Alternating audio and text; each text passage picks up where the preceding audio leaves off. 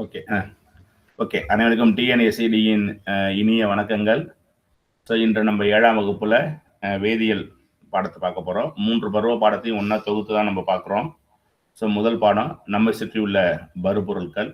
இதுல பார்த்தீங்கன்னா தனிமங்கள், சேர்மங்கள், கலவைகள் அப்படிங்கிற 3 டாபிக் நமக்கு கொடுத்துருக்காங்க. ஸோ தனிமத்துக்கு எடுத்துக்காட்டா ஹைட்ரஜனும், சேர்மத்துக்கு நீரும், கலவைக்கு ஹைட்ரஜன் கலந்து சும்மா ரெண்டும் ஒன்று சேராத ஹைட்ரஜனும் ஆக்சிஜனும் எடுத்திருக்காங்க. ஹைட்ரஜன் ஆக்சிஜன் ஒன்னா சேர்ந்துட்டு அது நீராயிடும். ஸோ இது சேரல அப்படின்னு நம்ம சொல்றதுக்காக ஒரு இல்லஸ்ட்ரேஷன், ஒரு எடுத்துக்காட்டுக்காக கொடுத்துருக்காங்க. பாடத்துக்குள்ள போவோம். ஃபர்ஸ்ட் பொருள்னா என்ன, வருபொருள்னா என்னன்னு நமக்கு டிஃபரன்ஸ் தெரியணும். எந்த ஒன்று இடத்தை அடைச்சிக்குதோ அல்லது அது சேர்த்து நிறையும் இருக்கணும். இடத்தையும் அடைச்சிக்கணும், நிறையும் உடையது. அந்த பொருளுக்கு அதுக்கு பேர் பொருள். அதாவது ஒரு மேட்டர் அப்படின்னா என்ன அப்படின்னா, it can occupy some space and mass அப்படின்னு சொல்லுவாங்க. ஒரு இடத்தை அடைச்சிக்கணும், ஒரு நிறை இருக்கணும். இது ரெண்டுமே யாருக்கு வருதோ அவங்கதான் பொருள். இப்ப பாத்தீங்கன்னா நான் என்ன சொல்லுவேன், பசங்கள்கிட்ட சிரிச்சுதே சொல்லலே, ஒரு கிண்ணம் சூரிய ஒளி எடுத்துட்டு வா அப்படின்னு சொல்லுவேன். அப்ப அந்த சூரிய ஒளிக்கு இடத்தை அடக்கக்கூட பண்பு இல்லை. அப்ப அது என்ன இல்லை, அது பொருள் இல்லை. ஸோ அந்த நம்ம வித்தியாசத்தை நம்ம புரிஞ்சுக்கணும். அதுதான் பொருள். சரிங்களா? ரைட். அடுத்து பென்சில்ல பயன்படுத்தக்கூடிய கிராஃபைட் தண்டுங்கிறது ஒரு தனிமம். அந்த கிராஃபைட்டை பார்த்துக்கணும். பென்சில் லெட்டில் உள்ளது எழுதுற பகுதி கிராஃபைட்டு. தென் அடுத்து ஒரு தனிமத்தோட அனைத்து பண்புகளையும் வெளிப்படுத்தக்கூடிய மிக சிறிய துகளுக்கு பேர் அணு. இப்ப ஆட்டம்னா என்ன அப்படின்னா, ஒரு தனிமத்தோடைய எல்லா கேரக்டரையும் எடுத்து சொல்லக்கூடிய ஒரு தனிமத்தோட மிக சிறிய துகளுக்கு பேர் அணு. அது இல்லாம பருப்பொருட்களோட, அதாவது ஒரு பருப்பொருள், ஒரு மேட்டருடைய அடிப்படை யூனிட் என்னன்னு கேட்டா ஆட்டம். சரிங்களா? எப்படி உயிருள்ள பொருளுக்கு அடிப்படை யூனிட் அலகு வந்து செல்னு சொல்றோம், அதுபடி மற்ற அனைத்து பருப்பொருளுக்கும் அடிப்படை அலகு என்ன அப்படின்னா ஆட்டம், அணு. சரிங்களா? அடுத்து இங்க என்ன பண்ணிருப்பாங்க, இந்த கொஸ்டின் ஆல்ரெடி கேட்டாங்க ஃபர்ஸ்ட் பேப்பர். பேரண்டத்துல நிறைய உள்ளது, இந்த யூனிவர்ஸ் ஃபுல்லா நிறைய உள்ள அணு எதுனா ஹைட்ரஜன் அணு தான். நிறைய உள்ள அணு ஹைட்ரஜன். அதாவது ஹைட்ரஜன் தனிமம். ஹைட்ரஜன் தனிமம் தான் இருக்கு. ஏறத்தாழ 74% ஹைட்ரஜன் தனிமங்கள் தான். சூரியன் மட்டும் இல்ல, நம்ம கண்ணுக்கு தெரிஞ்ச அனைத்து விண்மீன்கள்ல எல்லாமே நிரவி இருக்கிற இடம் ஹைட்ரஜன் தான். ஒட்டு மொத்தமா உலகத்துல ஹைட்ரஜன் தான் 74% இருக்கு உலகம் முழுவதும். இது இல்லாம பூமியில இரும்பு, ஆக்சிஜன், சிலிக்கான் இந்த 3 அதிக அளவுல இருக்குன்னு சொல்லியிருக்காங்க. ஸோ நமக்கு தேவை இந்த ஹைட்ரஜன் கேள்வி கேட்டாங்க. உலகம் முழுவதும் அதிகமா இருக்கக்கூடிய தனிமம் ஹைட்ரஜன். அடுத்து அணுக்கள் சேர்ந்து மூலக்கூறுகள் உருவாகுது. ஒன்றுக்கு மேற்பட்ட அணுக்கள் சேர்ந்து ஒரு உருவாகிற கூட்டு பொருளுக்கு பேர் தான் மூலக்கூறு. ஒரு எடுத்துக்காட்டு கொடுத்திருப்பாங்க. எப்பொழுதும் ஆக்சிஜன் ஓன்னு எழுத மாட்டாங்க, ஓட்டுன்னு தான் எழுதுவாங்க. ஏன்னா 2 ஆக்சிஜன் சேர்ந்து ஆக்சிஜன் மூலக்கூறை உருவாக்குது. இந்த இனிப்புக்கு பேர் தான் வேதி பிணைப்பு. அந்த இனிப்புக்கு பேரு வேதி பிணைப்பு. இப்ப 3 ஆக்சிஜன் சேர்ந்து ஒரு பிணைப்பை உருவாக்குது, அதுக்கு பேர் ஓசோன். இப்ப நம்ம சொல்றோம்ல, ஓசோன்ல ஓட்ட விழுந்துருச்சுன்னு, அந்த ஓசோனுங்கிறது 3 ஆக்சிஜன் மூலக்கூறுகள் சேர்ந்து உருவானது ஓசோன். அடுத்து இப்போ ஒரு 2 ஹைட்ரஜன் ஒரு ஆக்சிஜன் சேர்ந்து உருவானா அதுக்கு பேரு நீர் மூலக்கூறு. அப்ப மூலக்கூறுனா என்ன அப்படின்னா, அணுக்கள் வந்து ஒரு வேதி பிணைப்பால இணைக்கப்பட்டு உருவாகிறதுக்கு பேர் வந்து மூலக்கூறு. அவ்வளவுதான். இப்ப மூலக்கூறுகள் அவற்றின் என்ன அர்த்தம் அப்படின்னா, மூலக்கூறுவோட கேரக்டரை பத்தி பேசும் பொழுது அது எந்த பொருள்ல இருந்து உண்டானுச்சோ அதோட பண்புகளை வெளிப்படுத்தும் அப்படின்னு சொல்றாங்க. இது எல்லா இடத்துக்கும் இது பொருந்தாது. இதுல ஒரு கான்ட்ரவர்சியல் உண்டு. இதை மட்டும் பின்னாடி சொல்றேன், அடுத்த டாபிக் வரும்போது சொல்றேன். இப்ப மூலக்கூறுகளை ஓரணு மூலக்கூறுகள், அதாவது வேற யாரோடையும் சேராம தனித்து இருக்கக்கூடிய மூலக்கூறுகளுக்கு பேரு ஓரணு மூலக்கூறுகள். எடுத்துக்காட்டு மந்த வாயுக்கள். சயின்ஸ் பேப்பர்ல உள்ளவங்க தெரிஞ்சீங்க. மந்த வாயுக்கள் அப்படின்னா தனிம வரிசை அட்டவணையில 18வது இடத்துல உள்ள எல்லா வாயுக்களும் மந்த வாயுக்கள் தான். எடுத்துக்காட்ட நம்ம பார்த்தோம்னா helium, neon, argon, krypton, xenon, இவங்க தான் மந்த வாயுக்கள். இவங்க என்ன செய்யறாங்க அப்படின்னா, யாரோடையும் இணைய முடியாம தனிச்சிருக்கிற வாசி இவங்கெல்லாம் ஓரணு மூலக்கூறுகள். சரிங்களா? யாரோடையும் இணைய மாட்டாங்க. மற்றபடி நீங்க ஆக்சிஜன் எழுத சொன்னாலே ஓன்னு யாரும் எழுத மாட்டோம். கெமிஸ்ட்ரி படிச்சவங்களுக்கு தெரியும், O2 தான் எழுதுவோம். நைட்ரஜன் எழுத சொன்னா H2 தான் எழுத சொல்லுவோம். ஈவன் ஹைட்ரஜன் எழுத சொன்னா H2, நைட்ரஜன் எழுதுனா N2 தான் எழுதுவோம். என்ன இஷ்யூ அப்படின்னா, இவங்க தனிச்சு இல்ல மூலக்கூறுகளா இருக்காங்கன்னு அர்த்தம். இருந்தாலும் தனித்த மூலக்கூறுகள் இருக்கு. அது யாருன்னா மந்த வாயுக்கள். Helium, neon, argon, krypton, xenon. ஈரணு மூலக்கூறுகள். ஒரு மூலக்கூறுல 2 அணு இருந்தா ஈரணு மூலக்கூறு. இப்ப இந்த ஹைட்ரஜன் எடுத்துக்குவோம், O2ன்னு எழுதுறேன். N2ன்னு எழுதுறேன், H2ன்னு எழுதுறேன். ஸோ இது ஈரணு மூலக்கூறுகள். மூன்றணு மூலக்கூறுகள், ஒரு அணுல 3 அணுக்கள் இருக்கு. இப்போ பார்த்தீங்கன்னா நீர் எடுத்துக்குவோம். நீர் வந்து H2O, 2 ஹைட்ரஜனு, 1 ஆக்சிஜன். அப்போனா மொத்தம் எத்தனை அணுக்கள் இருக்கு? 3 அணு மூலக்கூறு. சரிங்களா? கார்பன் டை ஆக்சைடு அவங்க எடுத்துக்காட்ட சொல்லியிருப்பாங்க. கார்பன் டை ஆக்சைடு எப்படி எழுதணும்? CO2, ஒரு C 2 O, அதனால 3ன்னு சொல்லியிருப்பாங்க. பல அணு மூலக்கூறுகள் 3க்கு மேல இருந்துச்சுன்னா பல அணு மூலக்கூறுகள். எப்பொழுதும் பாஸ்பரஸ் எழுதும் போது P4ன்னு தான் எழுதுவாங்க. சல்ஃபர் எழுதும் போது S8ன்னு எழுதுவாங்க. எப்படி ஆக்சிஜன் 2 பேரோட சேர்ந்து இருக்கோ, பாஸ்பரஸ் 4 பேரோட தான் சேர்ந்திருக்கும், சல்ஃபர் 8 பேரோட தான் சேர்ந்திருக்கும். அப்ப இதுக்கு பேர் பல அணு மூலக்கூறுகள். இது ஒரு type of classification. That's all. Then அடுத்து சேர்மங்கள் வந்துருவோம். சேர்மங்களின் மூலக்கூறுகள் அப்படிங்கிறாங்க. சேர்மங்களின் மூலக்கூறுகள்ங்கிறது சேர்மம் எப்படி உருவாகுதுன்னா ஒரு வேதிப்பிணைப்பினாலதான் உருவாக்குது. மூலக்கூறோட எண்ணிக்கை தொடர்ந்து மாறும். இப்ப குளோரின் சொல்லியிருக்காங்க, Cl2, oxygen O2, nitrogen N2. அதே போல பாத்தீங்கன்னா கார்பன் டை ஆக்சைடு சொல்லி கொடுக்கும்போது ஒரு கார்பன் 2 ஆக்சிஜன் 3 அணு மூலக்கூறு. இந்த பாத்தீங்கன்னா அமோனியா 4 அணு மூலக்கூறு. இது எப்படி எழுதணும்? NH4ன்னு எழுதணும். ஒரு NH3 மன்னிக்கவும், NH3 எழுதணும். அப்ப NH3ன்னு எழுதும் பொழுது என்ன ஆகுது அப்படின்னா ஒரு நைட்ரஜன் 3 ஹைட்ரஜன் இப்படி ஆயிடுது. ரைட். இப்ப அடுத்து இங்க ஒரு இது கொடுத்துருக்காங்க. ஒரு டிஎன்பிசில கேட்டாங்க, இந்த வயிற்றுப்போக்கு மருந்து, வயிற்றுப்போக்கை தடுக்கக்கூடிய மருந்தா பிஸ்மத் பயன்படுதுன்னு சொல்லியிருக்காங்க. இயற்கையில கிடைக்கக்கூடிய இந்த தனிமம் வயிற்றுப்போக்கு சிகிச்சையில பயன்படுதா சொல்லியிருப்பாங்க.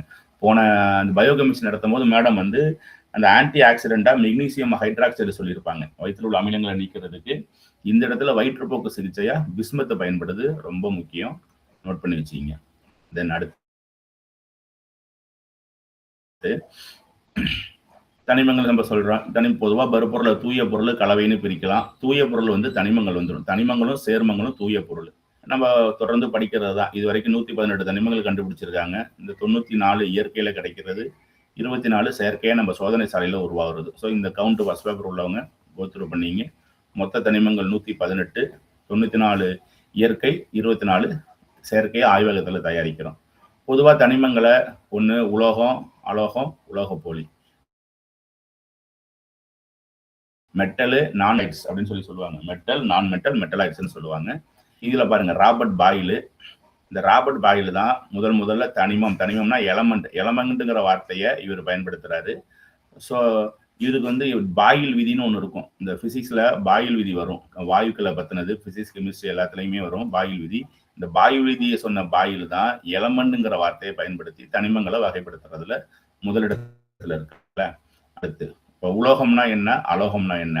உலோகம்னா மெட்டலு, அலோகம்னா நான் மெட்டலு. இதோட பொதுவான கேரக்டர் இங்க கொடுத்துட்டாங்க பாருங்க. ஒரு உலோகம்னா பளபளப்பா இருக்கணும், அலோகம் பளபளப்பா இருக்காது. உலோகங்கள் கடினமா இருக்கும், அலோகங்கள் மென்மையா இருக்கும். உலோகங்களை வளைக்க முடியும், கம்பியா அடிக்க முடியும். இப்ப இரும்பு, அலுமினியம், தங்கம் எல்லாம் வளைச்சு கம்பியா அடிக்கலாம். அலோகம்னா என்ன அப்படின்னா ஹைட்ரஜனு, ஆக்சிஜனு, நைட்ரஜனு, இதெல்லாம் அலோகம். இங்கெல்லாம் வளைச்சு நம்ம கம்பியா மாற்ற முடியாது. உலோகங்கள் பொதுவா மின்சாரத்தை கடத்தும், அலோகங்கள் மின்சாரத்தை கடத்தாது. உலோகங்களை வெப்பத்தை கடத்தும், அலோகங்கள் வெப்பத்தை கடத்தாது. உலோகங்கள் தட்டும் போது ஒலி எழுப்பும், அலோகங்கள் தட்டும் போது ஒலி எழுப்பாது. ஸோ இது ஜென்ரல். ஆனா நமக்கு கேள்வி என்ன அப்படின்னா இதுலயும் சில எக்ஸப்ஷன்ஸ் இருக்கு. இந்த எக்ஸப்ஷன் தான் நம்ம நிறைய கேள்விகளா மாட்டிக்குது. இங்க பாருங்க, சோடியம். உலோகங்கள் எல்லாமே கடினமானவின்னு சொல்றோம். இரும்பு கடினமானது, தங்கம் கடினமானது, வெள்ளி கடினமானது, அலுமினியம் கடினமானது. ஆனா சோடியம் மட்டும் கத்தியால் வெட்டும் அளவுக்கு மென்மையானது. சரிங்களா? ஸோ அளவு இந்த கடினத்தன்மையில ஒரு டீவியேஷன், அது சோடியம். அதே போல எல்லா உலோகங்களும் திடப்பொருளா இருக்குன்னு சொல்றோம். பாதரசம் மட்டும் திரவமா இருக்கு. இது ஃபர்ஸ்ட் பேப்பர், செகண்ட் பேப்பர்ல தொடர்ந்து கேள்வியா வந்துட்டு இருக்காங்க. பாதரசம் திரவ நிலையில் உள்ள ஒரே உலோகம் பாதரசம். சரிங்களா? அடுத்து தகடா கம்பியா மாத்தலாம், மின்சாரத்தை கடத்தும், வெப்பத்தை கடத்தும். இதெல்லாம் பொதுவா ஜென்ரலா உள்ளது. 2 டீவியேஷன் சொல்லிட்டேன். சோடியங்கிறது மென்மையானது, பாதரசங்கிறது திரவ நிலை உலோகம். 2 சொல்லிட்டேன். தென் அடுத்து அலோகத்துக்கு வருவோம். அலோகங்கள்ங்கிறது பளபளப்பட்டது, மிருதுவானதுன்னு சொல்லிட்டு வைரம் ஒரு அலோகம். அதாவது கார்பனுடைய புறவேற்றுமை வடிவமான வைரம் ஒரு அலோகம். கிடைக்கக்கூடிய உலோகங்களே கடினமானது வைரம். ஸோ அப்ப நம்ம அலோகங்கள் மென்மையானது படிக்கிறோம். ஒரு டீவியேஷன் இருக்கு. உலகத்திலே கடினமான இயற்கையாக கிடைக்கக்கூடிய பொருள் வைரம். அப்போ அலோகத்துல உள்ள ஃபர்ஸ்ட் டீவியேஷன் அது. 2வது பாருங்க, அலோகங்கள் திண்ம, திரவ, வாயு எல்லா நிலையிலும் இருக்கலாம் அப்படின்னு சொல்லி கொடுத்துருக்காங்க. வாயு நிலைக்கு நிறைய இருக்கு நமக்கு. ஆக்சிஜனு, ஹைட்ரஜனு, குளோரின் இதெல்லாம் அலோகங்கள். இதுவும் கொடுக்குறாங்க. கார்பனு, அயோடினு, சல்ஃபரு, பாஸ்பரஸ் அரை வெப்பநிலையில திண்மமா இருக்குன்னு சொல்லிட்டு திரவ நிலைக்கு ஒரு எடுத்துக்காட்டு சொல்றாங்க பாருங்க, புரோமின். இது ஃபர்ஸ்ட் பேப்பர் செகண்ட் பேப்பர் 2 பேருமே குழப்பிக்கிறாங்க. அதாவது திரவநிலை உலோகம் அப்படின்னு கேட்டா, திரவநிலை உலோகம்னா அது பாதரசம், அதுல தயக்கம் இல்லை, திரவநிலை உலோகம். திரவநிலை அலோகம்னு கேட்டா அது புரோமின். திரவநிலை அலோகம்னு கேட்டா புரோமின். ரெண்டுக்கும் வித்தியாசம் புரிஞ்சுக்கணும். பாதரசங்கிறது மெட்டலு, புரோமின்ங்கிறது நான் மெட்டல். சரிங்களா? அடுத்து நான் மெட்டல் எல்லாம் மின்சாரத்தை கடத்தாது. இதுலயும் ஒரு டிவியேஷன் வருது. கார்பன் நல்லா மின்சாரத்தை கடத்தும். சாரி, கார்பனுடைய புறவேற்றுமை வடிவமான கிராஃபைட், மன்னிக்கவும், எல்லா கார்பனுடைய வடிவம் இல்ல, புறவேற்றுமை வடிவமான கிராஃபைட் மட்டும் நல்லா மின்சாரத்தை கடத்தும். ஸோ இப்போ 3 டிவியேஷன் சொல்றேன். ஃபர்ஸ்ட் டிவியேஷன் வைரம் ஸ்ட்ராங்கஸ்ட், செகண்ட் ஒன்று இது வந்து கேஸ், லிக்யூடு, சாலிட் எப்படி வேணாலும் இருக்கலாம், நான் மெட்டலு. புரோமின் வந்து லிக்யூட்ல இருக்கிற ஒரு நான் மெட்டலு. தேர்டு அலோகங்கள் பொதுவா மின்சாரத்தை கடத்தாது, இருந்தாலும் கார்பனுடைய ஒரு அல்லோட்ரோப்பான கிராஃபைட்டு நன்கு மின்சாரத்தை கடத்தும். ஸோ இந்த டீவியேஷன் தான் நமக்கான கேள்வி. இந்த கிராஃபைட் இன்னொரு இடத்துல எப்படி இருக்குன்னா, பென்சில் லெட்டில் நம்ம எழுதுற அந்த பகுதி கிராஃபைட்ஸ். ஆக்சுவலாக அது பியூரஸ்ட் ஃபார்ம் கிராஃபைட் இல்லை, கிராஃபைட்டும் அதை ஸ்ட்ரென்தன் பண்ண களிமண்ணும் கலந்துருப்பாங்க. அடுத்து உலோக போலிகள். உலோகத்தோட பண்பு, அப்போ நல்லவனா கெட்டவனான்னு கெட்டவனா சொல்லணும். ஒன்று நல்லவனு சொல்லணும், இல்லாட்டி கெட்டவனு சொல்லணும். நல்லவனோட பண்பு அவன்கிட்ட இருக்கு, கெட்டவனோட பண்பு இருந்தது இருக்கு. அப்போ ஒன்று அலோகத்தோட பண்பு உலோகத்தோட பண்பு மிக்ஸ் ஆகி ஒரு ஆள்கிட்ட இருந்துச்சுன்னா அதை நம்ம உலோக போலின்னு சொல்றோம். உலோக போலிக்கு எடுத்துக்காட்டு பாருங்க, silicon, ஆர்சனிக்கு, antimony, boron. Silicon, arsenic, antimony, boron, இதெல்லாம் உலோக போலிகள். ரைட். இந்த 4 எடுத்துக்காட்டும் செகண்ட் பேப்பர்ல உள்ளவங்க அவசியம் தெரிஞ்சுங்க. இவ்வளவுதான் இருக்கு, இது ரிப்பீட் ஆகும். அடுத்து இந்த உலோகங்களுக்கு பெயரிடுதல். நீங்க ஃபர்ஸ்ட் பேப்பர்ல உள்ளவங்க இந்த குறியீடுகளை பார்த்துங்க. இப்ப பீனா boron, SI silicon, GE germanium, AS antimony, sorry AS organic arsenic, SB antimony, TE tellurium. இந்த மாதிரி இந்த உலோக போலிகள் 6 உலோக போலிகள் கொடுத்துருக்காங்க. அதோட குறியீடுகளையும் கொஞ்சம் படிச்சு வச்சிங்க. கண்ணா சார், ஹலோ. சார் பிஸ்மத் உண்டா? பிஸ்மத் உண்டு, பிஸ்மத் உண்டு. ஓகே. நம்ம 7th புக்குங்கிற வாசி நம்ம இதுலயே போயிட்டு இருக்கோம். வர 9th வரும்போது சொல்றேன். Okay okay okay okay okay okay okay அடுத்து பார்த்துருவோம். இப்போ இந்த உலோகங்களோட குறியீடுகளுக்கு பேர் வைக்கும் பொழுது இந்த ஐயூபிஎஸ்சியோட அமைப்பு பங்களிப்பு அதிகம். ஐயூபிஎஸ்சினா international union pure and applied chemistry. இந்த நேமு, இந்த குறியீடுகள்லாம் போடுறதுல யாரு ஃபைனல் அத்தாரிட்டி இருக்குன்னா இவங்களுக்கு தான் இருக்கு. இந்த மாதிரி உலோகங்களை தகுந்த குறியீடுகளை பயன்படுத்துறது ஜான் டால்டன் தான் ஆரம்பிச்சிருப்பார். முதல்ல குறியீடுகளை பயன்படுத்துறது ஜான் டால்டன் தான். பட் அவரோட குறியீடு கொஞ்சம் கடினமா இருக்கும், அது பிற்காலத்துல பயன்பாட்டில் இல்லாம போயிடுச்சு. அதுக்கப்புறம் இன்னைக்கு என்ன இருக்கு அப்படின்னா, பெரும்பான்மையான குறியீடுகளை நம்ம வந்து கேபிட்டல் லெட்டர், அதோட ஃபர்ஸ்ட் லெட்டர் நம்ம பெரும்பான்மையை யூஸ் பண்றோம். ஆக்சிஜனுக்கு ஓ, ஹைட்ரஜனுக்கு ஹெச்ன்னு சொல்லி கொடுத்துருப்பாங்க. 8ஆம் வகுப்பு நடத்தும் போது விரிவா பார்ப்பீங்களா. 8ஆம் வகுப்புல இதுக்கு தனி யூனிட்டே வச்சிருக்காங்க. ஸோ அப்போ நம்ம பேசிக்குவோம். தென் இப்போ ஜென்ரலா தெரிஞ்சுங்க, கேபிட்டல் லெட்டர் யூஸ் பண்ணுவாங்க. ஆரம்ப நாட்கள்ல நிறைய டைப் இருக்கு. கேபிட்டல் லெட்டர் ஃபர்ஸ்ட் யூஸ் பண்றது, கேபிட்டல் லெட்டர்ல முதல் 2 எழுத்து எடுத்துக்கிட்டு ஃபர்ஸ்ட் லெட்டரும் செகண்ட் லெட்டரும் எழுதுறது, ப்ரொனவுன்ஸ் படி சிலபிள் படி பிரிச்சு ஃபர்ஸ்ட் சிலபிளும் செகண்ட் சிலபிளும் எழுதுறது, யாரு கண்டுபிடிச்சாங்களோ அவங்க பேர் வைக்கிறது. இப்ப இந்த இடத்துல ஒரு மேலும் மருந்து கொள்ளணும் என்ன சொல்லியிருக்காங்க, எந்த இடத்துல கிடைச்சிச்சோ அது பேர் வைக்கிறாங்க. இப்ப காப்பரோட அறிவியல் பேர் வந்து சைப்ரஸ். அப்ப சைப்ரஸ் இடத்துல கிடைச்சதாச்சு அது வந்து குப்ரஸ்ன்னு சொல்லுவாங்க. அப்ப இந்த குப்ரஸ்ன்னு வரும்போது CU அப்படின்னு வந்துருது காப்பருக்கு. அது மாதிரி கோல்டுக்கு என்ன அறிவியல் பேருன்னா ஆரம்னு வரும். ஆரம்னா வந்து எல்லோ கலர்னு அர்த்தம். சரிங்களா? ஸோ இந்த மாதிரி பேர் வச்சிடுறாங்க. ஸோ இதெல்லாம் ஒரு காலத்துல இருந்துச்சு. இன்னைக்கு பொதுவாக நம்ம ஆங்கிலத்தோட முதல் 2 எழுத்துக்கள், தனி எழுத்தோ முதல் 2 எழுத்தோ பயன்படுத்துறோம்னு சொல்லிட்டு 8th நிறைய சொல்லியிருக்காங்க. நமக்கு தெரிஞ்சுக்க வேண்டியது காப்பர் சைப்ரஸ்ங்கிற இடத்துல கிடைச்சிச்சு, அதனால பேர் குப்ரஸ். மஞ்சளுக்கு வந்து ஆரம்னு பேர் வைக்கிறாங்க. ஆரம்னா கிரேக்கத்துல மஞ்சள்னு அர்த்தம். சாரி, கோல்டுக்கு வந்து ஆரம்னு பேரு, கிரேக்கத்துல மஞ்சள்னு அர்த்தம். ஆக்சுவலா கோல்டோட குறியீடு தெரியுமா யாருக்காவது? கோல்டுக்கு என்ன குறியீடு? AU. Very good, AU. சரியா? ஸோ 7th புக்கு 8th வரும்போது கூடுதலா பார்ப்போம். அடுத்து மனித உடல் உள்ள இது 99% வந்து 6 தனிமங்கள் நம்ம உடம்புல 99% எடுத்து ஆக்குமை பண்ணிக்குது. யார் யார் பாருங்க, oxygen, carbon, hydrogen, nitrogen, calcium, phosphorus. இந்த 6 பேர் தான் நம்ம உடம்புல 99% ஆக்குமை பண்ணிக்கிறாங்க. இன்னும் கொஞ்சம் பேர் இருக்காங்க, potassium, sulphur, sodium, chlorine, magnesium. இவங்க வந்து மைனர், இவங்களாம் மேஜர் எலமெண்ட், இவங்க மைனர் எலமெண்ட் அப்படின்னு சொல்றாங்க. ஸோ இந்த 6ஐயும் தெரிஞ்சு வச்சிங்க. ஃபர்ஸ்ட் பேப்பர்ல உள்ளவங்க, செகண்ட் பேப்பர்ல உள்ளவங்க கொஞ்சம் இதை பிடிச்சி வச்சிங்க. இந்த 6 பேரும் மேஜரா நம்ம உடம்புல இருக்காங்க. தென் அடுத்து காற்று ஒரு கலவைன்னு நம்ம படிக்கிறோம். அதுல வந்து பல்வேறு தனிமங்கள் இருக்கிறதா சொல்லியிருப்பாங்க. அதுக்கப்புறம் வரும்போது சேர்மங்களை பத்தி சொல்றாங்க. ஒன்றும் இல்லை, அதாவது தனிமங்கள் ஒன்னா சேர்ந்து வேதிப்பிணைப்பின் மூலம் உருவாகக்கூடியது சேர்மங்கள். சேர்மங்களோட பண்புகளை பொறுத்த வரைக்கும் தனிமங்களோட பண்புகள் இருந்து முற்றிலும் மாறுபட்டது. இது எப்படி ஞாபகம் வச்சுக்கணும் அப்படின்னா, இப்ப பெஸ்ட் உதாரணம் புக்லேயே சொல்லியிருப்பாங்க, H2O நீர் தான். ஹைட்ரஜன் வந்து எதிர்கால எரிபொருள், சிறந்த எரிபொருள், நல்லா எரியும். ஹைட்ரஜன் பஸ், ஹைட்ரஜன் ராக்கெட்டை தயார் பண்ணிட்டு இருக்காங்க. ஆக்சிஜன்ங்கிறது எரிதலுக்கு துணை புரியும். ஆனா ரெண்டும் சேர்ந்து உருவான நீர் எரியவும் செய்யாது, எரியறதை அணைச்சிடும். ஸோ அப்போ வந்து இது என்ன செய்யுதுன்னா, சேர்மங்களோட பண்புகள் தான் உண்டான தனிமங்களோட பண்புகள் இருந்து முற்றிலும் மாறுபட்ட புதிய பண்பை உருவாக்கும் அப்படின்னு ஞாபகம் வச்சுக்கணும். அதுதான் உண்மை. சிறந்த எடுத்துக்காட்டு நீர் தான். தென் அடுத்து புக்ல வந்து இன்னொரு இடம் சொல்லியிருப்பாங்க. இந்த இடம் பாருங்க, நம்ம சாப்பிட்ற உப்பு சோடியம் குளோரைடு. ஆக்சுவலா சோடியங்கிறது கத்தியால வெட்டலாம். தண்ணி பட்டுச்சுன்னா தீ படிச்சு எரிஞ்சு வெடிக்கும். சோடியம் தண்ணியில விழுந்தா வெடிக்கும், அந்த அளவுக்கு வெடிக்கும், தீப்பத்தி எரியும். ஏன்னா ரியாக்டிவிட்டி அப்படி இருக்கும். குளோரின்ங்கிறது மஞ்சள் நிற வாயு. கொஞ்ச நேரம், ஒரு 1/4 மணி நேரம், அரை மணி நேரம் மூக்குல ஏறிச்சுன்னா நம்ம இறந்துருவோம். ஆனா ரெண்டும் சேர்ந்து உருவாடுறது தான் உப்பு. ரெண்டோட கேரக்டரும் இல்லை, புது கேரக்டர் ஆகுது. நம்ம உப்பு பயன்படுத்தாத இடமே இல்லை. ஸோ இதையும் ஞாபகம் வச்சிங்க. சரிங்களா? இதுல என்ன கேள்வி? குளோரினோட கேரக்டர் கேட்கலாம். மஞ்சள் நிறமுடைய வாயு. சோடியத்தோட கேட்டா மென்மையானது, வினைத்திறன் மிக்கது. சரியா? தென் அடுத்து சோடியம் குளோரைடு எடுத்துக்காட்டா கொடுத்துருக்காங்க. ஒரு கிளான்ஸ் வாட்ச் வச்சிங்க. நீர் ஒன்று, சோடியம் குளோரைடு கேரக்டர் மாறுறதுக்கு. அடுத்து சேர்மங்களை அவ்வளோ சீக்கிரம் நம்ம பிரிச்சிட முடியாது. சோடியத்தை தனியாக, குளோரின் தனியாக பிரிச்சிட முடியாது. வேதியியல் முறையில் மட்டும்தான் பிரிக்கலாம். அது ரொம்ப, அதுவும் செலவு பிடிக்க முடியாமல் ரொம்ப கடினமான ஒரு முறையாக தான் அது இருக்கும். சரியா? தென் அடுத்து பேர் கேட்டிருப்பாங்க. கீழ்காணும் சேர்மங்களோட தனிமங்க உறுப்புகளோட பேர் எழுத சொல்றாங்க. நீருங்கிறது H2O, சோடியம் குளோரைடு, சோடியம் கார்பனேட்ல என்னென்ன இருக்குன்னு எழுத சொல்லியிருக்காங்க. ஸோ அடுத்தடுத்த பாடம் வரும்பொழுது இதை நம்ம படிக்க போறோம். ஸோ உங்களுக்கு தெரிஞ்சிச்சுன்னா இதை கொஞ்சம் எழுதி பழகுங்க. இப்போ அடுத்தடுத்த பாடங்கள்ல சொல்லித்தரேன். இங்கே வந்துடுவோம். தனிம சேர்மத்தை வேறுபடுத்துறாங்க. தனிமங்கள்ங்கிறது எளிமையான பருப்பொருள், தனிச்சு இருக்கும். ஒன்றுக்கு மேற்பட்ட பொருள் வேதி இணைஞ்சிருக்கும் அப்படின்னு சொல்லியிருப்பாங்க. தனிமங்களை இணைந்துதான் சேர்மங்கள் உருவாகுது. சேர்மங்களை உடைச்சி நம்ம தனிமங்களா மாற்ற முடியும். கொஞ்சம் செலவாகவும் அதிக ரிஸ்க் எடுக்கணும். தனிமங்கள் வந்து அடிப்படை துகளால் ஆனது அப்படிம்பாங்க.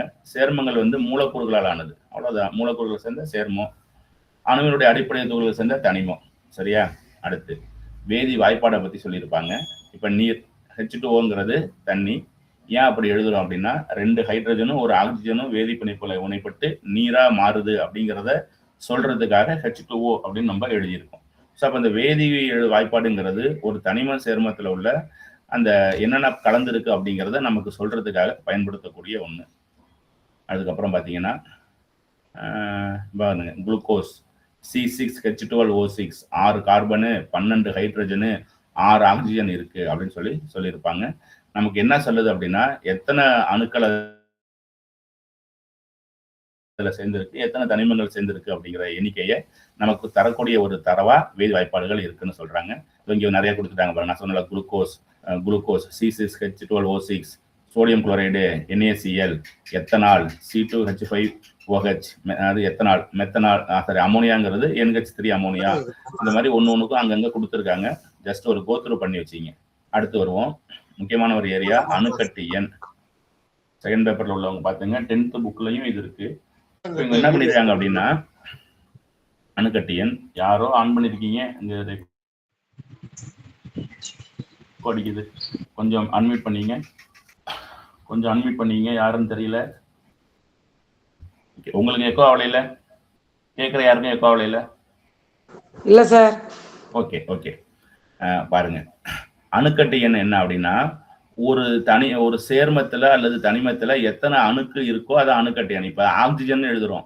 ஆக்சிஜன் நான் சொன்ன O2 தான் எழுதுவோம். அப்ப 2 ஆக்சிஜன் சேர்ந்துதான் இதை உண்டாக்கி இருக்கு, ஆக்சிஜன் மூலக்கூறு உண்டாயிருக்கு. அப்ப ஆக்சிஜனோட அணுக்கட்டு எண் 2. சரியா? இப்ப பாஸ்பரஸ், நான் சொன்ன பாஸ்பரஸ் எப்போதும் P4 தான் எழுதுவாங்க. அப்ப இதோட அணுக்கட்டு எண் 4. சல்ஃபர்னு எழுத மாட்டாங்க, SC8ன்னு தான் எழுதுவாங்க. அப்ப சல்ஃபர் எப்படி எழுதணும்? SC8. அப்ப அணுக்கட்டு எண் 8. அப்ப ஒரு சேர்மம் அல்லது ஒரு மூலக்கூறுல அல்லது ஒரு தனிமத்துல எத்தனை அணுக்கள் இருக்கோ அதான் அணுக்கட்டு எண். இப்ப மந்தவாயுக்கள் எடுத்துக்கிட்டோம்னா ஹீலியம் தனிச்சு இருப்பாரு, அணுக்கட்டு எண் 1. நைட்ரஜன் இப்படிதான் இருப்பாரு, N2 இருப்பாரு, அணுக்கட்டு எண் 2. யாருங்க? என்னங்க? சொல்லுங்க. சேர்மம்னா என்ன சார்? மூலக்கூறுனா என்ன சார்? சேர்மம்னா என்ன, மூலக்கூறுனா என்ன அப்படின்னா அதான் நம்ம புக்ல எடுத்தோடனே அதை வந்து ஒரு சரியான அணுகுமுறையில கொடுக்கல. அதனால நான் பின்னாடி சொல்றேன்னு சொன்னேன். இந்த பாடத்தை முடிச்சுட்டு சொல்றேன். இப்ப சேர்மங்களை பொறுத்த வரைக்கும் இந்த ரேஷியோ இருக்குல்ல, இப்ப H2O ஒரு ரேஷியோ இருக்குல்ல, இந்த H2ங்கிற ரேஷியோங்கிறது ஒரு மாலிகூல் சேர்மம். இந்த சேர்மம் எந்த சூழல்லையும் தன்னுடைய அந்த ரேஷியோவை இழப்பதில்லை. ரெண்டு மடங்கு ஹைட்ரஜன், ரெண்டு ஹைட்ரஜன் ஒரு ஆக்சிஜன் அப்படிங்கிற இந்த ரேஷியோ எல்லா ஊர்லயும் ஈவனா இருக்கும். சரிங்களா? இந்த ரேஷியோல உருவாடுறதுதான் மாலிகூல்ஸ். சரியா? இப்ப அவங்க வந்து என்ன கான்செப்ட்ல இந்த புக்கை ஆரம்பத்துல இந்த இடம் நான் கூட சொன்ன பின்னாடி சொல்றேன்னு சாரு கரெக்டா கேட்டுட்டாரு. இந்த இடத்துல என்ன பண்ணிருக்காங்க, மூலக்கூறுகளை பத்தி சொல்லும் பொழுது கொஞ்சம் இன்ட்ரோடக்ஷன் கொஞ்சம் குறைவான தகவல்களோட இருக்கு. மூலக்கூறுகள் அப்படின்னா என்ன அப்படின்னா தனிமங்கள் இணைந்து ஒரு குறிப்பிட்ட விதத்துல இணைந்து உருவாவது மூலக்கூறு. இவங்க என்ன பண்ணிருக்காங்க அப்படின்னா, இங்களே பாருங்களேன், இந்த இடத்துல பாருங்களேன், நீர் கலவைக்கு ஹைட்ரஜன் ஆக்சிஜன் சேர்ந்தா நீர் வந்துருமே, திருப்பி ஏன் எடுக்கிறாங்க அப்படின்னா ரெண்டும் ஒன்னா மிக்ஸ் ஆகல அப்படிங்கிற கான்செப்ட்ல இந்த இடத்த எடுத்துக்கிறாங்க. இந்த மூலக்கூறுல அவங்க என்ன சொல்ல வராங்க அப்படின்னா, இப்ப வந்து நிறைய ஓசோன் மூலக்கூறுகள் ஒன்னா இருக்கு, நிறைய நீர் மூலக்கூறுகள் ஒன்னா இருக்கு, நிறைய ஹைட்ரஜன் மூலக்கூறுகள் ஒன்னா இருக்குன்னு இந்த இடத்த விளக்க பார்த்துருக்காங்களே தவிர மாலிகூலுக்கும் பெரிய காம்பவுண்டுக்கும் பெரிய வித்தியாசம் கிடையாது. சரிங்களா? அடுத்து வந்துருவோம். ஆக்சுவலா இப்ப 10th புக்ல இது தெளிவா சொல்லியிருப்பாங்க. இந்த இடத்த எப்படி எழுதியிருக்கணும் அப்படின்னா 10th புக் படி சொல்றேன். இந்த இடத்த எப்படி எழுதியிருக்கணும் அப்படின்னா ஹோமோஜீனியஸ் மாலிகூல்ஸ். அப்ப ஹோமோஜீனியஸ்னா இப்ப ஆக்சிஜன் ஒரு ஹோமோஜீனியஸ், ஏன்னா O3ங்கிறது ஒரு ஹோமோஜீனியஸ், எல்லாமே ஒரே மாதிரி இருக்கு. ஹோமோஜீனியஸ் மாலிகூல்ஸ் வந்துடும் இதுல. ஆனா நீர் வந்து ஹெட்ரோஜீனியஸ். ஏன் ஹெட்ரோன்னு சொல்றோம்? ஹைட்ரஜன் தனி, ஆக்சிஜன் தனி. ஸோ அது 7th பிள்ளைங்களுக்காக கொஞ்சம் தகவலை கம்மியா கொடுத்துருக்காங்க, வேற ஒன்றும் இல்லை. இப்போ ஓகேவா sir? Okay sir. Okay right. அடுத்து வந்துருவோம். எங்க இருந்த ஓகே. இப்போ உங்களுக்கு இப்ப இந்த அணுக்கட்டை என்ன அப்படிதான். இப்ப பாஸ்பரஸே சொன்னோம்னா இது வந்து ஓரணு ஒத்த அணு மூலக்கூறு. தமிழ்ல சொல்லணும்னா ஒத்த அணு மூலக்கூறு P4. அது மாதிரி சல்ஃபர் ஒத்த அணு மூலக்கூறு. ஆனா இங்க ஒரு எடுத்துக்காட்டு கொடுக்குறாங்க பாருங்களேன், H2SO4ங்கிற கந்தக அமிலத்தை கொடுக்குறாங்க. இப்ப கந்தக அமிலத்தோட அணுக்கட்டை எண் என்னன்னு கேட்கறாங்க. இப்ப நமக்கு கொஸ்டின் வந்து H2SO4 கந்தக அமிலம், இது ஒரு அணுக்கட்டை எண்ணை சொல்லுங்க அப்படிங்கிறாங்க. 2 ஹைட்ரஜன் இருக்கு, ஒரு சல்ஃபர் இருக்கு, 2 1 3, ஆக்சிஜன் 4 இருக்கு, 7 அணுக்கட்டு எண். இது ஒரு அணுக்கட்டு எண் 7. சரிங்களா? சோ இந்த அணுக்கட்டு எண் கேள்வி செகண்ட் பேப்பர்ல அங்கே எட்டி பார்க்குது, கொஞ்சம் தெரிஞ்சு வச்சீங்க. தென் அடுத்து இப்ப நீரோட அணுக்கட்டு எண் அப்படின்னா 3. ஏன்னா H2O 2 ஹைட்ரஜன் ஒரு ஆக்சிஜன். அதையும் 2ஆ பிரிக்கணும், ஹோமோஜீனியஸா ஹெட்ரோஜீனியஸான்னு பிரிக்கணும். அது 10th புக்ல இருக்கு. இங்க பாருங்க, பேசிக்கா சில அணுக்கட்டு சொல்லியிருக்காங்க பாருங்க. ஹைட்ரஜனுக்கு 2 அணுக்கட்டு எண் 2, ஏன்னா H2ன்னு இருக்கும். நியான் மந்தவாயு அணுக்கட்டு எண் 1. லித்தியம் தனிச்சிருக்கும், அணுக்கட்டு எண் 1. பெரிலியம் தனிச்சிருக்க போது. நைட்ரஜனுக்கு 2, ஆக்சிஜனுக்கு 2. எந்த ஆக்சிஜனுக்கு O2வா இருந்தா 2, O3யா இருந்தா 3. இப்ப சல்ஃபருக்கு 8, பாஸ்பரஸுக்கு 4. மற்ற இதெல்லாம் ஒற்றைன்னு சொல்லியிருக்காங்க. இப்ப சல்ஃபருக்கு வந்து இரும்புக்கு வந்து Fனா இரும்பு, சாரி Fனா ஃப்ளூரின், ஃப்ளூரினுக்கு 2 அப்படின்னு சொல்லி கொடுத்துருக்காங்க. ஸோ இந்த இடத்த நம்ம ஓரளவு கோத்ரூ பண்ணிக்குவோம். தென் அடுத்து தனிமங்களோட வாயுக்களோட தனிம திண்ம சேர்மத்துல வெப்ப விளைவு சொல்லி கேட்டிருக்காங்க. பொதுவா திண்மமோ திரவமோ வாயுவோ வெப்பப்படுத்தும் பொழுது வெப்பத்தினால் பருப்பொருட்களோட பருமன் விரிவடையுது. அதனால வெப்பத்தினால எல்லா பொருளும் விரிவடையும். இது பேசிக்கு. தென் எப்படி இங்க ஒரு எடுத்துக்காட்டு கூட கொடுத்தாங்க, வெப்ப பலூன். 7th புக்லயும் இருக்கு, 7th பிசிக்ஸ்லயும் இருக்கு, 8th பிசிக்ஸ்ல இருக்குன்னு நினைக்கிறேன். இதே படம் போட்டு விளக்கியிருப்பாங்க. என்ன பண்ணிருக்காங்க அப்படின்னா வெப்ப பலூன் தான் சிறந்த எடுத்துக்காட்டு. சூடுபடுத்தும் பொழுது மூலக்கூறுகள் விரிவடையுது, வெப்பத்தை எடுத்துக்கிட்டு மூலக்கூறுகளோட இயக்கம் அதிகரிக்குது, விரிவடையுது. அதனால என்ன செய்யுது, குறைச்ச இடத்த அடைச்சிக்க பார்க்குது, நிறைய இடத்த அடைச்சிக்க பார்க்குது, பருமன் குறையுது, பொருள் மேல மிதக்குது. ஸோ என்ன நடக்குது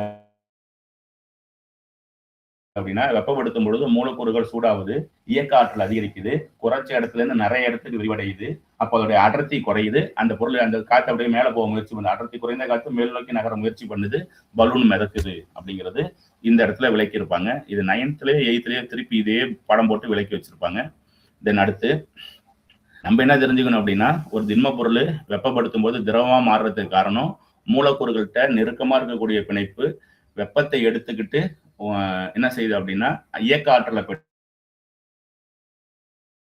பெற்று அந்த நெருக்கமான பிணைப்பு உடையுது, மூலக்கூறுகள் நகர்றது, இயங்க ஆரம்பிக்குது. சரிங்களா?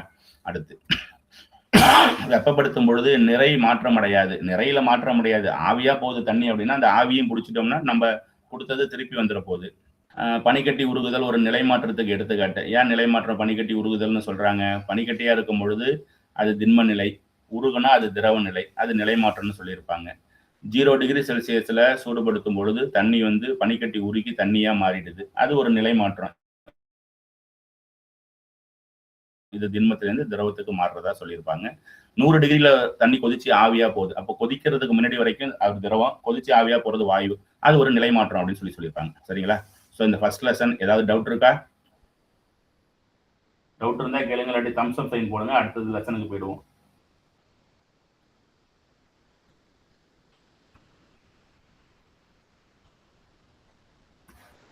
ஓகே, அடுத்த லெசன் பாருங்க.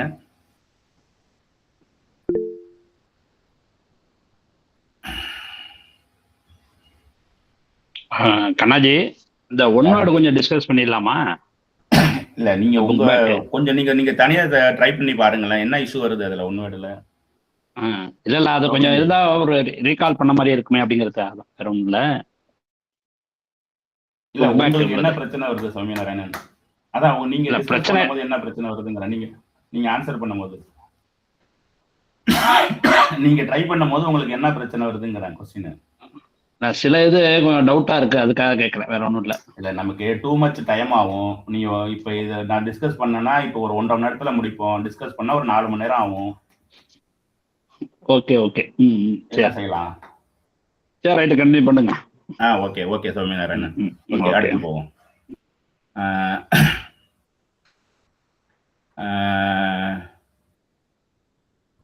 அடுத்த பாடமா? ஓகே, இங்கே வந்துடுவோம். இந்த அணு அமைப்பு பொதுவாக 7th புக்கையும் 9th புக்கையும் அவங்க லிங்க் பண்ணியிருக்காங்க. 8th வரைக்கும் 9th வரைக்கும் உள்ளது அப்படியே தொகுத்து சொல்லிடுறேன். பொருட்கள் மூலக்கூறாலானது. மூலக்கூறை உடைச்சோம்னா அணு கிடைக்குது. அணுங்கிறது எலக்ட்ரானு, புரோட்டானு, நியூட்ரான் ஆனது. இந்த நியூட்ரானும் புரோட்டானும் அணுவோட உட்கருல இருக்கும், அணுக்கரு அப்படின்னு சொல்லிடுறாங்க. அப்புறம் இதெல்லாம் உடைக்கும் போது குளுக்கானு, குவாய்த்தியு இதெல்லாம் இன்னும் உடைக்கிறாங்க. அந்த பேசிக் ஃபண்டமெண்டல் பார்ட் இருக்குல்ல, எலக்ட்ரானு, புரோட்டானு, நியூட்ரான்லாம் உடைக்கும் போது மீசானு, போசானுலாம் சொல்லுவாங்கல்ல. ஸோ அது மாதிரி இன்னும் நுண்துகள்கள்னு சொல்லிட்டு இந்த ஒரு இல்லஸ்ட்ரேஷன் படம் போட்டிருக்காங்க. ஜஸ்ட் இதை ஓரளவு என்னன்னு பார்த்து வச்சிங்க. அடுத்து வருவோம். நம்ம பசங்களுக்கு அறிமுகப்படுத்தும் பொழுது அந்த அணுனா என்ன சைஸ்ல இருக்கும் அப்படிங்கிறதுக்காக இந்த எடுத்துக்காட்டு சொல்லியிருக்காங்க. 1000 மடங்கு சிறியது, மனித தலைமுறையை காட்டிலும் 1000 மடங்கு சிறியதுன்னு சொல்லிட்டு ஒரு சின்னதா ஒரு நம்பர் போட்டிருக்காங்க. 1 × 10⁻⁹ மீட்டர். இது எதை குறிக்கும்? 1 × 10⁻⁹ மீட்டருக்கு இன்னொரு பேர் என்ன? Very good very good, nanometre அப்படின்னு சொல்லி கொடுத்துருக்காங்க. ஸோ ஒரு வைரஸுகளோட அளவு கூட 1 × 10⁻⁻ இருக்காங்க. ஜஸ்ட் இது பசங்களுக்காக இந்த இல்லஸ்ட்ரேஷனு. தென் அடுத்து இங்கே வருவோம். இந்த இடத்துல பாருங்க, அணுங்கிறது 10⁻⁻10 மீட்டர். பொதுவாக அணுவோட அளவுங்கிறது 1 × 10⁻⁻10 மீட்டர்ஸ் அப்படிங்கிறது ஜென்ரலாக சொல்லுவாங்க. அணுவை பற்றி முதல்ல டால்டனு, தாமஸு, ரூதர்ஃபோர்டு இவங்கெல்லாம் பேசியிருப்பாங்க. இதில் மஸ்ட்டு முதல்ல இதுக்கு முன்னாடி ஆட்டம் பற்றின பாஸ்டுலேட் நிறையா இருந்தாலும் அறிவுபூர்வமான முதல் பாஸ்டுலேட்டுங்கிறது நம்ம டால்டன் அவர்கள், ஜான் டால்டன் அவர்கள் தான். அவரை நம்ம மறக்கக்கூடாதுன்னா அவர் ஒரு ஸ்கூல் டீச்சர் தான். அவரும் ஒரு ஸ்கூல் டீச்சர் தான் இருந்திருப்பாரு. சார் தென் அதோட சேர்த்து அணு பத்தின இந்த கொள்கை அவர் வெளியிட்டிருப்பாரு. இவர் 1808 நடந்திருக்கும். அணுக்கள்ங்கிறது மிக சிறிய துகள் அப்படின்னு சொல்லியிருப்பாரு. மிக சிறிய துகள் விளக்க முடியாது, கோள வடிவம் முடியாது. அப்ப இதுல எதை எடுத்துக்கலாம்? மிக துகள் ரைட்டு, மிக சிறிய துகள் ரைட்டு, கோள வடிவம் முடியாது ரைட்டு. ஏன்னா பிளக்க முடியாது அப்படிங்கிறது பின்னாடி வந்து என்ன ஆயிடுது? பொய்யா போயிடுது. அதாவது பொய்ன்னு சொல்லக்கூடாது, பிளக்க முடியும் வந்துடுது. அப்படிங்கும் போது சில பாஸ்டுலேட்டை நம்ம மாத்துற மாதிரி ஆயிடுது. அப்படி வரும்போது இந்த நானோமீட்டர் சொல்லியிருப்பாங்க, 10⁻⁹ மீட்டருங்கிறது நானோமீட்டர். ஃபர்ஸ்ட் பேப்பர்ல உள்ளவங்க தெரிஞ்சுங்க. தென் அடுத்து 2வது கொள்கை ஜே தாம்சன் வராரு. ஜே தாம்சன் சொல்லும் பொழுது அவர் வந்து என்ன நம்ம ஞாபகம் வச்சுக்கணும் அப்படின்னா, அந்த எலக்ட்ரானை கண்டுபிடிச்சவர் ஜே தாம்சன் தான். இவர் வந்து இந்த தர்பூசணி மாதிரி அப்படின்னு ஒரு மாதிரி சொல்லுவாங்க. தமிழ்ல தர்பூசணி மாதிரி இங்க படம் கொடுத்துருக்காங்க பாருங்க. இங்கிலீஷ்ல வந்து புட்டிங் கேக் அப்படின்னு சொல்லுவாங்க. புட்டிங் கேக் மாதிரி அப்படிம்பாங்க. புட்டிங் கேக் மாடல்லாம் என்ன அப்படின்னா, எப்படி தர்பீஸ் பழத்துல வெட்டும் பொழுது அங்கங்க விதைகள் பரவி இருக்கோ, அது போல தனிமத்துல அங்கங்க எலக்ட்ரான் பரவி இருக்கு. ஒரு தனிமத்துல அங்கங்க எலக்ட்ரான், அது எலமெண்ட்ல அங்கங்க எலக்ட்ரான் பரவி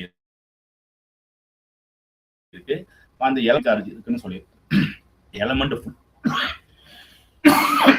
ஒரு நிமிஷம்.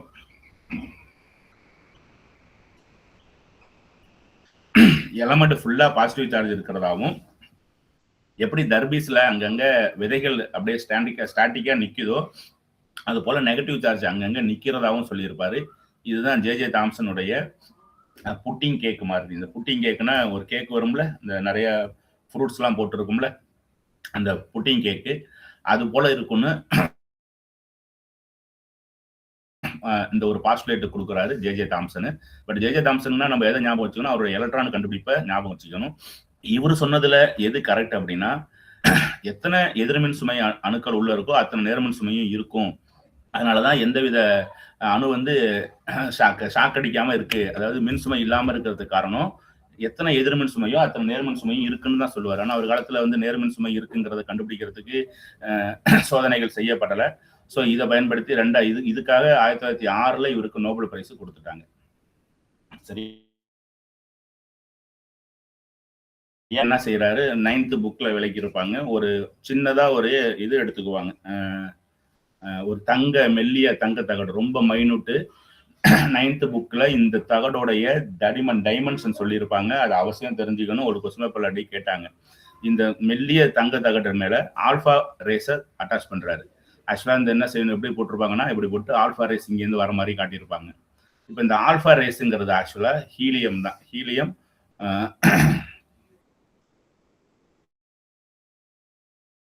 24 தான் ஆல்பா. ஆக்சுவலா இந்த ஆல்பாங்கிறது பாசிட்டிவ் ரே, முழுக்க அது ஒரு பாசிட்டிவ் ரே. இந்த பாசிட்டிவ் ரே உள்ள போகும்பொழுது எவ்வளோ உள்ள போதும், 99% சொல்லுவாரு. 99% ரேஸ் உள்ள போனது வெளியில வந்துடுது. அப்ப அவர் என்ன பாஸ்டுலேட் சொல்றாரு? பெரும்பான்மையோட வெற்றிடம், அதனாலதான் உள்ள போயிட்டு வெளில வருது. 1% வந்து போன வேகத்துக்கு திருப்பி வரதா சொல்லுவாரு. அதுவும் குறிப்பா மையத்துல எவ்வளவு வேகத்துல ரேஸ் உள்ள போனுச்சோ அதே வேகத்துல திருப்பி வந்ததா அவர் சொல்லுவாரு. அப்போ ஏன் மையத்துல வெளில வருது? பாசிட்டிவ் சார்ஜ் ஒரு எலமெண்ட் மையத்துல இருக்கு, அந்த எலமெண்ட் தான் இந்த ரேஸை திருப்பி அனுப்புறது அப்படின்னு சொல்லுவாரு. ஸோ அப்பனா என்ன வராங்க அப்படின்னா, அணுக்களுக்கு ஒரு மையம் இருக்கு, அந்த மையம் தான் அணுக்கரு. அணுக்கருல பாசிட்டிவ்லி சார்ஜு பார்ட்டிகல்ஸ் இருக்கு அப்படிங்கிறத ரூதர் போட்டு சொல்லுவாரு. இவருடைய அணுக்களுக்கு இங்க சொல்லிருக்காங்க பாருங்க. எலக்ட்ரான்கள் வட்டப்பாதையில சுத்தி வருது, நடுப்பற பாசிட்டிவ் சார்ஜ்ல உள்ள ஒரு உட்கரு இருக்குன்னு சொல்லியிருப்பாங்க. இப்ப இவர்கிட்ட இருக்கும் பொழுது பாசிட்டிவ் சார்ஜ் எங்க இருக்குன்னு ஓரளவு நம்ம கெஸ் பண்ணிட்டோம். இவர் வந்து ஆட்டம் ஃபுல்லா பாசிட்டிவ் சார்ஜ்னாரு, இவர் சென்டர்னு சொல்லிட்டாரு. பட் இருந்தாலும் இந்த காலத்துல நியூட்ரான் கண்டுபிடிக்கப்படலை. ஸோ அதனால இவருடைய கொள்கையில சில தவறுகள் இருக்கிறதா பின்னாடி சொல்லி அதை திருத்துவாங்க. என்னத்துல தவறு அப்படின்னா, இப்படி சுத்தி வருதுன்னா பொத்துன்னு உள்ள விழுந்துடணும் ஒரு நாள், என்னைக்குமே அணுக்கள் அழியாது, அதனால இது அப்படியே இருக்குன்னு சொல்லிட்டு இவரும் நோபல் பிரைஸ் வாங்கியிருப்பாரு. இவரை நம்ம எப்படி ஞாபகம் வச்சுக்கணும்னா, அணுக்கருவோட தந்தை, ஃபாதர் ஆஃப் அட்டாமிக் நியூக்ளியஸ் அப்படிம்பாங்க. நியூக்ளியஸோட ஃபாதர்னு சொன்னா இவரு தான் சொல்லணும். ஏன்னா அணுக்கருங்கிற கான்செப்ட் இவரோடது. இதுல நம்ம என்னென்ன தெரிஞ்சுக்கணும்? மெல்லிய தங்க தகடுன்னு சொல்லிட்டாங்க. ஃபர்ஸ்ட் பேப்பர் மெல்லிய தங்க தகடு தெரிஞ்சா போதும். செகண்ட் பேப்பர் அந்த தங்க தகடோட தடிமன் தெரியணும். ஆல்பா கதிர்களை முதல் செய்தார், ரைட்டு. தங்க தகட்டோட ஊடுருவி செல்லுன, அதாவது எந்த விதம் பெரும்பான்மையான கதிர்கள் தங்க தகட்ட ஊடுருவி செல்லுன, சில கதிர்கள் தகட்டின் மீது பட்டு பின்னோக்கி வருவதை அறிந்தார். இதுல இருந்து அவர் என்ன சொல்றாரு?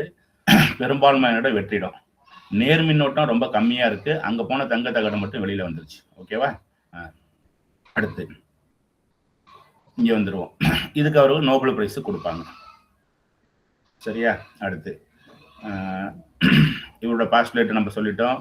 அணுக்கருன்னு ஒன்று இருக்கு, மையத்துல நேர்மின் தன்மை இருக்கு, எலக்ட்ரான்கள் வெட்டி பாட்டை சுத்தி வருது அப்படின்னு சொல்லியிருப்பாரு. மையக்கருவை வந்து ஒப்பிடும் பொழுது வெளிவட்ட பாதை பெருசு, அதாவது வெளிவட்ட அணுக்கள்ல மையக்கரு ரொம்ப சின்னது, அதுக்குள்ள பாசிட்டிவ் சார்ஜ் இருக்கு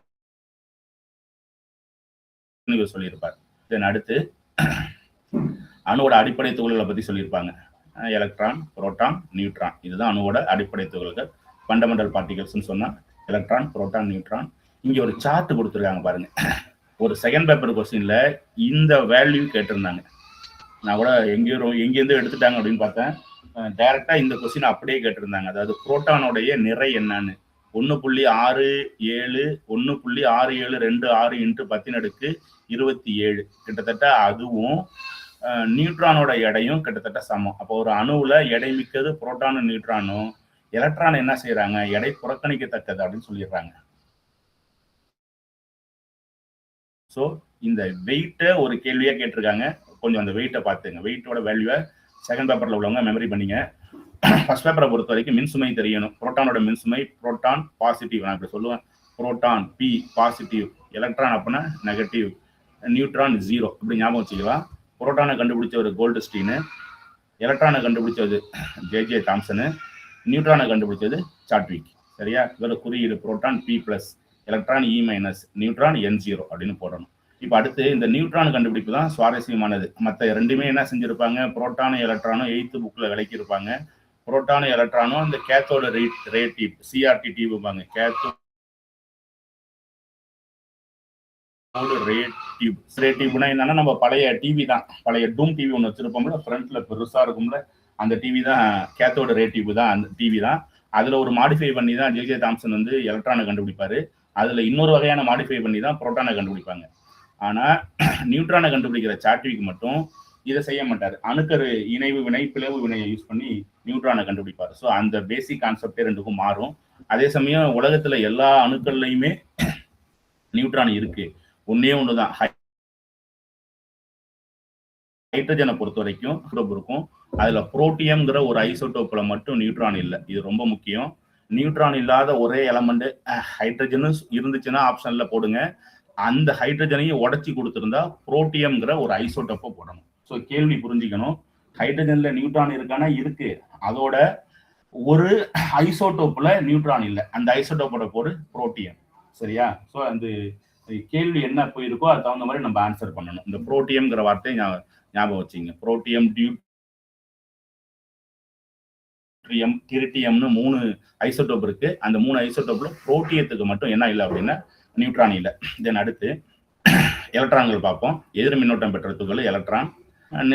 நிறை புறக்கணிக்கத்தக்கது சொல்லிட்டேன், நிறை தேவையில்லை. எலக்ட்ரானோட நிறை புறக்கணிக்கத்தக்கது. வெளிவட்ட பாதையில சுத்தி வருதுங்கிறாங்க. வெளிவட்ட பாதைக்கு ஆர்பிட்னு பேர் வச்சிருப்பாங்க. ஸோ பார்ப்போம், வரேன், அடுத்து போவோம். கிட்டத்தட்ட 7th பசங்களுக்கு என்ன பண்ணியிருக்காங்க, சூரிய குடும்பத்தை ஞாபகம் வச்சிங்க அப்படின்னு சொல்லிட்டாங்க. சிம்பிளா சொல்லிட்டாங்க. சூரியனை மையமா வச்சு கோள்கள் சுத்துறம் போல அணுக்கருவை மையமா வச்சு எலக்ட்ரான்கள் வெவ்வேறு வட்ட பாதையில சுத்தி வருகின்றன அப்படின்னு சொல்லிட்டாங்க. ஸோ இது 7th பசங்களுக்கு, நமக்கு இல்லை, நமக்கு இன்னும் டெப்தா படிக்கணும். அடுத்து அணுயன், நிறையன் அப்படிங்கிற கான்செப்ட். நம்ம எப்பொழுதுமே என்ன கார்பன் எழுத சொன்னா நான் ஆட்டோமேட்டிக்கா இப்படிதான் எழுதுவேன், C612 அப்படின்னு எழுதுவேன். இது என்ன 6, இது என்ன 12 அப்படின்னா, இந்த 6 வந்து A, 12 வந்து சாரி மாத்தி சொல்லிட்டேன். 6ஓட குறியீடு வந்து Z, அணுயன். இது அணுயன், இது நிறையன். அணுயன் அப்படின்னா என்ன, இசட்டுங்கிறது ஒன்று நம்பர் ஆஃப் எலக்ட்ரானா இருக்கலாம், மைனஸ் போட்டுறணும், அல்லது நம்பர் ஆஃப் புரோட்டானா இருக்கலாம். ஒரு தனிமத்தோட அணுயனுங்கிறது அத்தனிமத்தில் உள்ள எலக்ட்ரான் எண்ணிக்கை அல்லது புரோட்டான் எண்ணிக்கை. சரி, நிறையன் ஏங்கிறது என்ன அப்படின்னா, நம்ம என்ன சொல்லுவோம், number of proton plus proton போட்டாலும் எப்போ தலையில பி பிளஸ் போடணும். நம்பர் ஆஃப் நியூட்ரான், ஒரு தனிமத்தில் இருக்கிற நம்பர் ஆஃப் நியூட்ரான், இடம் இல்லை, நம்பர் ஆஃப் நியூட்ரான் N0, ரெண்டுத்தையும் கூட்டினா உங்களுக்கு கிடைக்கிறது தான் A. இப்போ நம்ம கேள்வி என்ன அப்படின்னா, ரொம்ப சிம்பிளா செகண்ட் பேப்பர்ல எடுத்து பாருங்க, ஃபர்ஸ்ட் பேப்பர்ல எடுத்து பாருங்க. எக்ஸ் இந்த பக்கத்துல 92, இந்த பக்கத்துல 124, சும்மா ஜஸ்ட் 124 வராது, கூட தான் வரும். ஒரு 235 இப்படி கொடுத்துட்றாங்க. இப்ப இதுல எத்தனை எலக்ட்ரான் இருக்குன்னு கேக்குறாங்க. அணு எண் என்னவோ அதான் எலக்ட்ரான். சொல்லுங்க, இதுல எத்தனை எலக்ட்ரான் இருக்கு? 235. X 92 235ல 92 sir. 92. எத்தனை புரோட்டான் இருக்கு? எத்தனை புரோட்டான் இருக்கு? 92. எத்தனை நியூட்ரான் இருக்கு? 143 புரோட்டான் 235ல எதை கழிச்சிடணும்? 92 கழிச்சிட வேண்டியதான். 3 143. 143. அவ்வளவுதான். இது ஒரு கேள்வியா கேட்டிருக்காங்க. நம்ம இந்த இடத்துல குழம்புற இடம் எது அப்படின்னா என்னன்னா, அணு எண் ஏல ஆரம்பிக்கணும் அப்படின்னு சொல்லி நம்ம அணு எண்ணோட குறியீடு ஏன்னு வச்சுக்குவோம். ஆக்சுவலா அது வந்து ஜெர்மன் வார்த்தை இசட் அப்படின்னு சொல்லி சொல்லியிருக்காங்க. நிறை எண்ணுதான் ஏ. அந்த ஏ இசட் நமக்கு குழப்பம். சோ அந்த தெளிவு இருந்தா இதை நம்ம போட்டுடலாம். சரியா? வெள்ளைன்னு யாரோ ஒருத்தவங்க என்ன சார் சொல்லுங்களே. 143 எலக்ட்ரான், 92 புரோட்டான். யாரு இது? Sir 92 electron. எத்தனை எலக்ட்ரானோ அத்தனை புரோட்டான் தான் இருக்க முடியும். எலக்ட்ரானும் புரோட்டானும் எண்ணிக்கையில சமம். அதனாலதான் ஒரு எந்த அணுவும் நியூட்ரான் எண்ணிக்கை தான் 143ங்கிறது நியூட்ரான். Okay sir. ஓகேவா? Okay sir. ஓகே. இப்ப அதுதான் கொடுத்துருப்பாங்க. இப்ப பசங்களுக்கு இருந்த பாருங்க, இங்க எழுதிருக்காங்க பாருங்க. ஆக்சிஜன் எழுத சொன்னா இப்படிதான் எழுதணும். ஆக்சிஜன் எழுதணும்னா O816. Number of electron 8, number of proton 8, number of neutron 16 - 8 8. Carbon அவங்க எழுதியிருக்காங்க. இங்க பாருங்க, அந்த இது சொன்னல ஐசோடோப்புனா என்ன, ஐசோடோப்புனா என்னங்கிறதுல இங்க கொடுத்துருக்காங்க பாருங்க. இந்த 3 தான் ஐசோடோப்புக்கு காரணம். இப்ப ஐசோடோப்பை பத்தி ஒரு சின்னதா ஒரு கிளாஸ் எடுத்துடுறேன். ஏன்னா இது 12th வரைக்கும் இது வந்துகிட்டே இருக்கு. ஸோ ஒன்று எடுத்துருவோமா? இருங்க, வரேன். ஒன்று மட்டும் சேர்த்துக்குவோம். இதுல இல்ல. இப்ப கவனிங்க. இப்ப வந்து குளோரின்ங்கிற ஒரு தனிமத்தை எடுத்துக்கிறேன். குளோரின் அவர் பொறுத்த வரைக்கும் Cl 1735ன்னு ஒருத்தர் இருக்காரு. இன்னொரு Cl 1737ன்னு இருக்காரு. இப்ப இதுல நம்பர் ஆஃப் எலக்ட்ரான் எவ்வளவு? 17. சரி, இங்க இதுவும் 17 தான். நம்பர் ஆஃப் புரோட்டான் எவ்வளவு? 17. இங்க 17. சரி, நம்பர் ஆஃப் நியூட்ரான் எவ்வளவு? 18. இங்க எவ்வளவு? 20. அப்ப ஐசோடோப்னா என்ன அப்படின்னா, ஒத்த அணு எண்ணையும் மாறுபட்ட நிறை எண்ணையும் கொண்ட ஒரே தனிமத்தின் வெவ்வேறு அணுக்களுக்கு பெயர் ஐசோடோப். இதுவும் குளோரின் தான், இதுவும் குளோரின் தான். இப்ப என்ன கேள்வி? ஐசோடோப்புகள் தங்களின் டேஷில் மாறுபடுகின்றன, நியூட்ரான் எண்ணிக்கையில் மாறுபடுகின்றன. நியூட்ரான் எண்ணிக்கையில் மாறுபடுகின்றன. இன்னும் கொஞ்சம் ஒரே சொல்லுங்க சார். ஐசோடோப். ஓகேமா.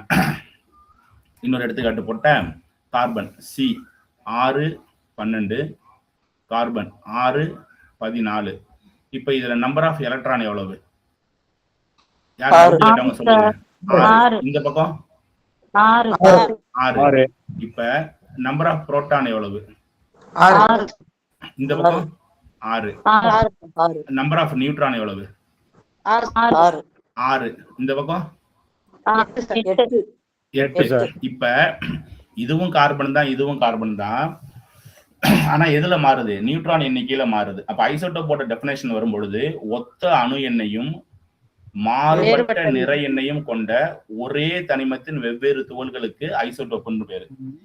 இதுல என்ன நடக்குது அப்படின்னா, ஒரே ஒரு இடம் தான் நமக்கு குழப்பம். நமக்கு செக்மேட்டே தான். ஃபர்ஸ்ட் ஹைட்ரஜனோட ஐசோடோப் 1 1, தென் 1 2. இங்க பாருங்க, இதுல காட்டிடுறேன். ஹைட்ரஜன் ஐசோடோப் இருக்கு பாருங்க. 1 1 1 2 1 3. தென் மூணாவதா உள்ளது ஹைட்ரஜன் 1 3. இப்ப இதுல ஃபர்ஸ்ட் ஒன்னுல நம்பர் ஆஃப் எலக்ட்ரான் எவ்வளவு? 1 சார். 1. இருங்க, ஒரு நிமிஷம் பிரிச்சுக்குவோமா? இப்படி பிரிச்சுக்கிட்டா இதுல நம்பர் ஆஃப் எலக்ட்ரான்ங்கிறது, எலக்ட்ரான் மைனஸ் போட்டுக்கணும், 1. இதுலயும் நம்பர் ஆஃப் எலக்ட்ரான் 1, இதுலயும் number of electron 1. Number of புரோட்டான்ங்கிறது இதுல 1, இங்க 1, இங்க சரி, நம்பர் ஆஃப் நியூட்ரான்ங்கிறது 0 0 1 1 2 2 சரிங்களா? சரி, இப்ப இதுவும் ஹைட்ரஜனுடைய 3 வகையான ஐசோடோப்பு. ஐசோடோப்புகளுக்கு தனியா பெயரிடுதல IUPAC நம்ம படிக்கிறோம்ல, பெயரிடுதலுக்கு எல்லாம் பொறுப்பு IUPACங்கிற அமைப்பு தான் பொறுப்பு. பொதுவா ஐசோடோப்புகளுக்கு தனி பெயர் வைக்க கூடாது. ஆனா ஹைட்ரஜனுக்கு மட்டும் தனி பெயர் வச்சிருக்காங்க. யாருக்கு டவுட் கேக்குறீங்க சொல்லுங்க. டவுட் ஏதாவது கேட்டீங்களா? ஓகே, IUPAC முறைப்படி ஐசோடோப்புகளுக்கு தனியா பேர் வைக்க கூடாது. என்ன பண்ணிருக்காங்க, ஹைட்ரஜனுக்கு மட்டும் தனியா பேர் வச்சிருக்காங்க. அந்த பேரு தான் புரோட்டியம், டியூட்ரியம், டெரிட்டியம். அதனாலதான் போன சம்பள சொன்னேன், இந்த மாதிரி கொஸ்டின் வரும் பொழுது புரோட்டியம்னு தனியா கொடுத்திருந்தா புரோட்டியத்துக்கு நியூட்ரான் இல்லைன்னு சொல்லுங்க. புரோட்டியம் இல்லாம ஹைட்ரஜன் கொடுத்தா அந்த ஆப்ஷனை பொறுத்து ஹைட்ரஜன் அணுக்களுக்கு நியூட்ரான்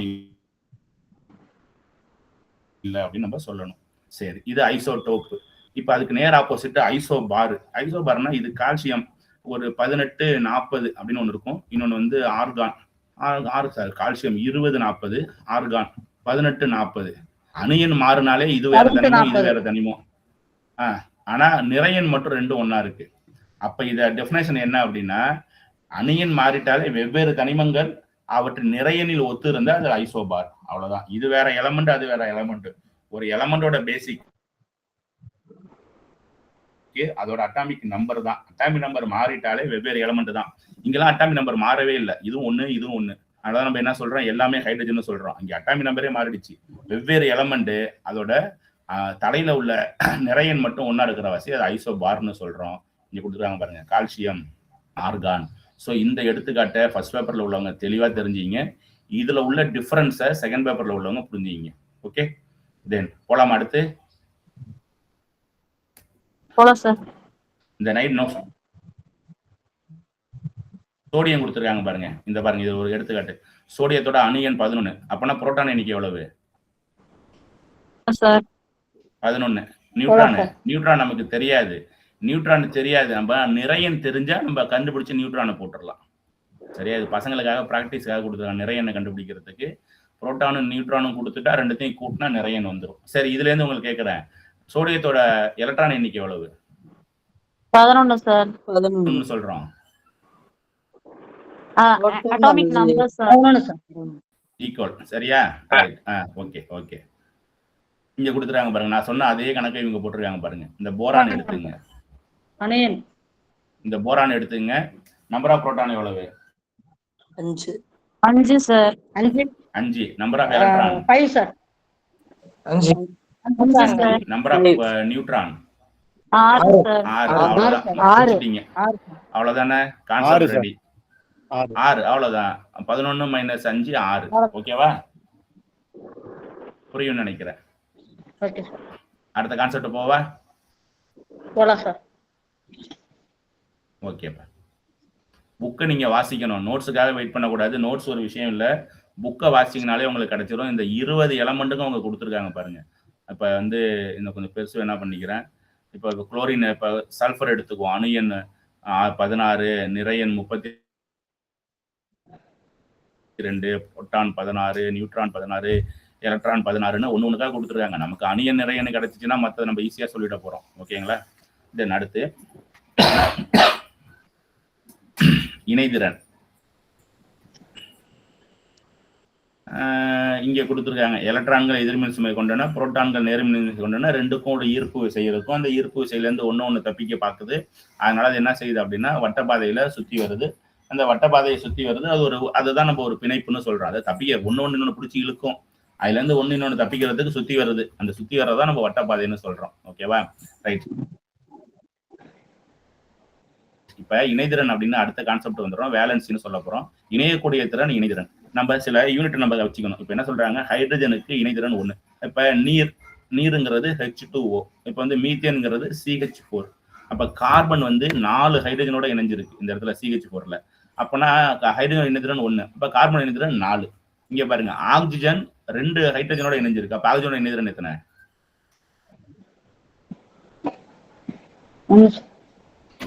ஆக்சிஜனோட இணைதிறன் 2 சார். 2. அவ்வளவுதான். இதுதான் இப்ப நம்ம ஒரு ரெஃபரன்ஸ் வச்சுக்கிறோம், ஹைட்ரஜன்ங்கிற ஒருத்தரை ரெஃபரன்ஸ் வச்சுக்கிறோம். நமக்கு 3 ரெஃபரன்ஸ் வச்சிருக்காங்க. ஒன்னு ஹைட்ரஜனு, இன்னொன்னு ஆக்சிஜன், ஆக்சிஜன் இணைதிறன் 2, இன்னொன்னு குளோரின் 9th புக்ல இருக்கு, குளோரின் இணைதிறன் 1. அப்ப ஒரு அணு எத்தனை ஹைட்ரஜனோட இணையுதோ அது இணைதிறன். ஒரு அணு எத்தனை ஆக்சிஜன் போல 2 மடங்கு, ஆக்சிஜனோட இணைவது போல 2 மடங்கு. சரிங்களா? குளோரினோட இணைவது எண்ணிக்கையில சமம். இப்ப புரியலன்னா இப்ப நான் சொல்ற மாதிரி HCF அப்படின்னு இருக்கு, அது எப்படி இருக்கு, HCl அப்படின்னு சொல்றான். சியலோட இணைதிறன் 1. ஏன்னா எத்தனை ஹைட்ரஜனோட இணைஞ்சிருக்கு, ஒரே ஒரு ஹைட்ரஜனோட. இப்ப ஹைட்ரஜன் வச்சு பேசுறேன், ஹைட்ரஜன் இணைதிறன் 1. எத்தனை குளோரினோட இணைஞ்சிருக்கு, 1. சோ அப்ப இந்த 3 ரெஃபரன்ஸா வச்சுக்கிட்டு யாரோட இணைகிறாங்களோ அதை வச்சு சொல்றதுதான் இணைதிறன். இது கான்செப்ட் 1. இதை இன்னொரு வகையில சொல்லலாம். என்ன சொல்றாங்க அப்படின்னா, இங்க பாருங்க, ஹைட்ரஜனோட அணு எண் 1, இணைதிறன் 1. கார்பனோடைய அணு எண் 6, இணைதிறன் 4ன்னு வருது. ஏன் இந்த 4 வருது அப்படின்னா, நம்ம வந்து 9th புக்ல என்ன பண்ணிருப்பாங்க, இதுக்கு விளக்கம் கொடுத்துருப்பாங்க. இப்ப வந்து இது வந்து நியூக்ளியஸ் சுத்தி நமக்கு நிறைய ஆர்பிட் இருக்கும். இது வந்து 1வது ஆர்பிட், 2வது ஆர்பிட், 3வது ஆர்பிட். ஒவ்வொரு ஆர்பிட்லயும் எவ்வளவு எலக்ட்ரான் இருக்கலாம், 2n² எலக்ட்ரான் இருக்கலாம். அப்ப முதல் ஆர்பிட்ல 2 எலக்ட்ரான் இருக்கலாம். முதல் ஆர்பிட்டுக்கு பேரு கே ஆர்பிட்னு பேரு. அங்க 2, ஏன்னா ஓரன் 2, 1² 1, ஓரன் 2 எலக்ட்ரான் தான் இருக்கலாம். 2வது ஆர்பிட்டுக்கு பேரு எல்னு பேரு. 2 நீங்க தூக்கி போடுங்க, 2² 4, 4 2 8 எலக்ட்ரான் தான் இருக்கலாம். 3வது ஆர்பிட்டுக்கு பேரு கே எல் எம். எம்ங்கிறது 3 தூக்கி போட்டா 3 9 9 2 18 எலக்ட்ரான் இருக்கலாம்.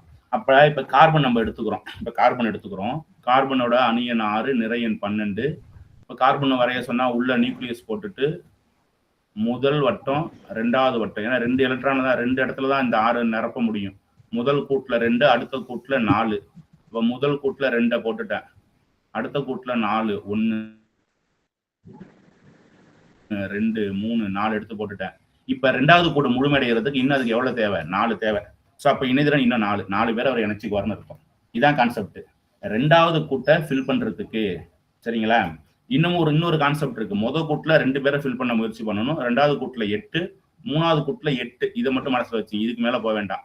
அப்ப நம்மளுக்கு இப்ப குளோரின் தரோம், இப்ப குளோரின் தராங்கன்னு வச்சுக்கலாம். குளோரினோட நிறை எண் 17, முதல் கூட்டுல 2, 2வது கூட்டுல குளோரினோட அணு எண் 17, முதல் கூட்டுல 2, 2வது கூட்டுல 8, 8 2 10 போயிடுச்சு. பாக்கி எத்தனை இருக்கு, 3வது கூட்டுல எத்தனை போடலாம், 7. ஆனா அது எத்தனை இருந்தா ஸ்ட்ராங்கா இருக்கும், 8 இருந்தாதான் ஸ்ட்ராங்கா இருக்கும். அப்ப அதுக்கு இன்னும் எத்தனை பேர் தேவைப்படுறாங்க, ஒரு ஆளு தேவைப்படுறாங்க. அப்ப குளோரினோட இணைதிறன் 1. குளோரினோட இணைதிறன் 1. இப்படிதான் ஒண்ணு கண்டுபிடிக்கிறாங்க. இப்ப நான் சோடியத்துக்கு போட்டு காட்டுறேன் பாருங்களேன். சோடியம், மெக்னீசியம் எடுத்துக்குவோம். மெக்னீசியம் என்ன செய்யறாங்க, அணு எண் வந்து 12, 2 8, அப்புறம் 2 சார் 8. 6 பேரை சேர்த்துக்கணும், அல்லது 2 பேரை வெளில கழட்டி விட்டுறலாம். எது ஈஸி, 6 பேரை சேர்த்துக்கிறது ஈஸியா, 2 பேரை கழட்டி விடுறது ஈஸியா? அப்ப இதோட இணைதிறன் 2. 7ஆம் வகுப்பு பொறுத்த வரைக்கும் இதோட இணைதிறன் 2. அது பிளஸ்ஸா மைனஸாங்கிறது 9 10 படிக்கும்போது பாத்துக்குவோம். ஃபர்ஸ்ட் பேப்பர்ல உள்ளவங்க இப்படிதான் இணைதிறன் எடுக்கிறாங்க. முதல் கூட்டுல 2, அடுத்த கூட்டுல 8, அடுத்த கூட்டுல 8 இருக்கணும். நம்ம ரூல்ஸ் படி 2 8 18. நம்ம அந்த இதை பார்க்க வேண்டாம். 2 8 8ன்னு இருந்தா ஸ்ட்ராங்கு. இதுக்கு முயற்சி பண்றது பாத்தீங்களா, இதுதான் இணைதிறன் சொல்ல போறோம். இதை இணைதிறனை 3 வச்சு பேசலாம், ஹைட்ரஜனை வச்சு, ஆக்சிஜனை வச்சு, குளோரினை வச்சு பேசலாம். உங்களுக்கு புரியும் நினைக்கிறேன். நமக்கு இரும்பை மட்டும் இந்த இடத்துல எடுத்துக்காட்டு கொடுத்துருக்காங்க. எல்லாத்துக்கும் சில தனிமங்களுக்கு மாறுபட்ட இணைதிறன் இருக்கு. எங்கெல்லாம் நீங்க ஃபெர்ரஸ்ன்னு படிக்கிறீங்களோ இணைதிறன் 2, எங்கெல்லாம் ஃபெர்ரிக்னு படிக்கிறீங்களோ அங்க இணைதிறன் 3. அதே மாதிரி குப்ரஸ், குப்ரிக் அப்படின்னு படிக்க போறோம். குப்ரஸ், அஸ்ங்கிறது குறைவான மதிப்புடையது, ரிக்குங்கிறது அதிக மதிப்புடையது. இப்ப குப்ரஸ் அப்படின்னு படிக்கும் பொழுது, குப்ரஸ்னா காப்பர் தான், Cu குப்ரஸ் அப்படின்னு படிக்கிறோம், குறைவானது. அதோட இணைதிறன் 1 தான் இருக்கும். Cu+2 வந்து அது குப்ரிக்னு படிக்க போறோம். ஸோ நமக்கு தெரிய அஸ்ன்னு மாறுபட்ட இணைதிறனுடைய தனிமங்களும் இருக்கு. அதுல ஹையஸ்ட் வேல்யூவை ரிக்கு சொல்லணும், லோயஸ்ட் வேல்யூவை அஸ் சொல்லணும்.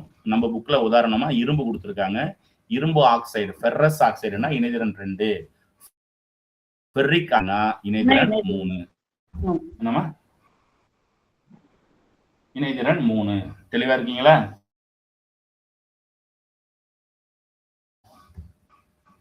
ரைட். அடுத்து இந்த டால்டனுடைய இந்த கோட்பாடு வருஷம், ஜே தாம்சனுடைய வருஷம், ரூதர்ஃபோர்டுடைய வருஷம், போரின் அணுக்கொள்கை. இந்த போரு தான் இதை ஃபிக்ஸ் பண்ணுவார். நான் இந்த டயக்ராம் போட்டால 1வது வட்டம், 2வது வட்டம், 3வது வட்டம்னு இதை ஃபிக்ஸ் பண்ணது நீல்ஸ் போர். அவருடைய கண்டுபிடிப்பு பார்த்துங்க. 1911 நீல்ஸ் போரு, அது 1913 நீல்ஸ் போரு. இந்த ஷாடிங்கருடைய எலக்ட்ரான் கூட்டம். யார் இங்க எம்எஸ்சி கெமிஸ்ட்ரி கொண்டு எடுப்பாங்க. இவருடைய இந்த எலக்ட்ரான் கிளவுட் தியரி தான் இன்னைக்கு கரெக்ட். இதான் நியூக்ளியஸ். எலக்ட்ரான்களை நம்ம பார்க்கக்கூடிய ஒரு குறிப்பிட்ட ஏரியாவுக்கு பேர் ஆர்பிட்டால். ஆர்பிட்டால் பல அடுக்குகள்ல இருக்கும் அப்படிங்கறதான் இன்னைய ஸ்டாண்டர்டு. இப்ப நமக்கு சயின்ஸ்ல பொதுவா வருஷங்கள் தேவையில்லை, இருந்தாலும் இந்த படி அடுக்கு தெரிஞ்சுக்கணும். First Dalton, Thomson, Rutherford, Bohr, then last என்ன வருது ஷோடிங்கர். சார் எங்க தாம்சன் வந்து எலக்ட்ரானை கண்டுபிடிச்சார், மற்றவங்க இல்லைன்னா இது ஆட்டம் மாதிரியோட பாஸ்டுலேட்டை பத்தி பேசுறாங்க. இன்னைக்கு நம்மகிட்ட நடைமுறை இருக்கிறது இந்த ஷாடிங்கருடைய வேவ் ஈக்குவேஷன் தான் இன்னைக்கு நமக்கு நடைமுறையில இருக்கு. ஓகேவா? ஏதாவது டவுட் இருக்கா? ரொம்ப பயங்கரமா அதிகமா போறோமோ?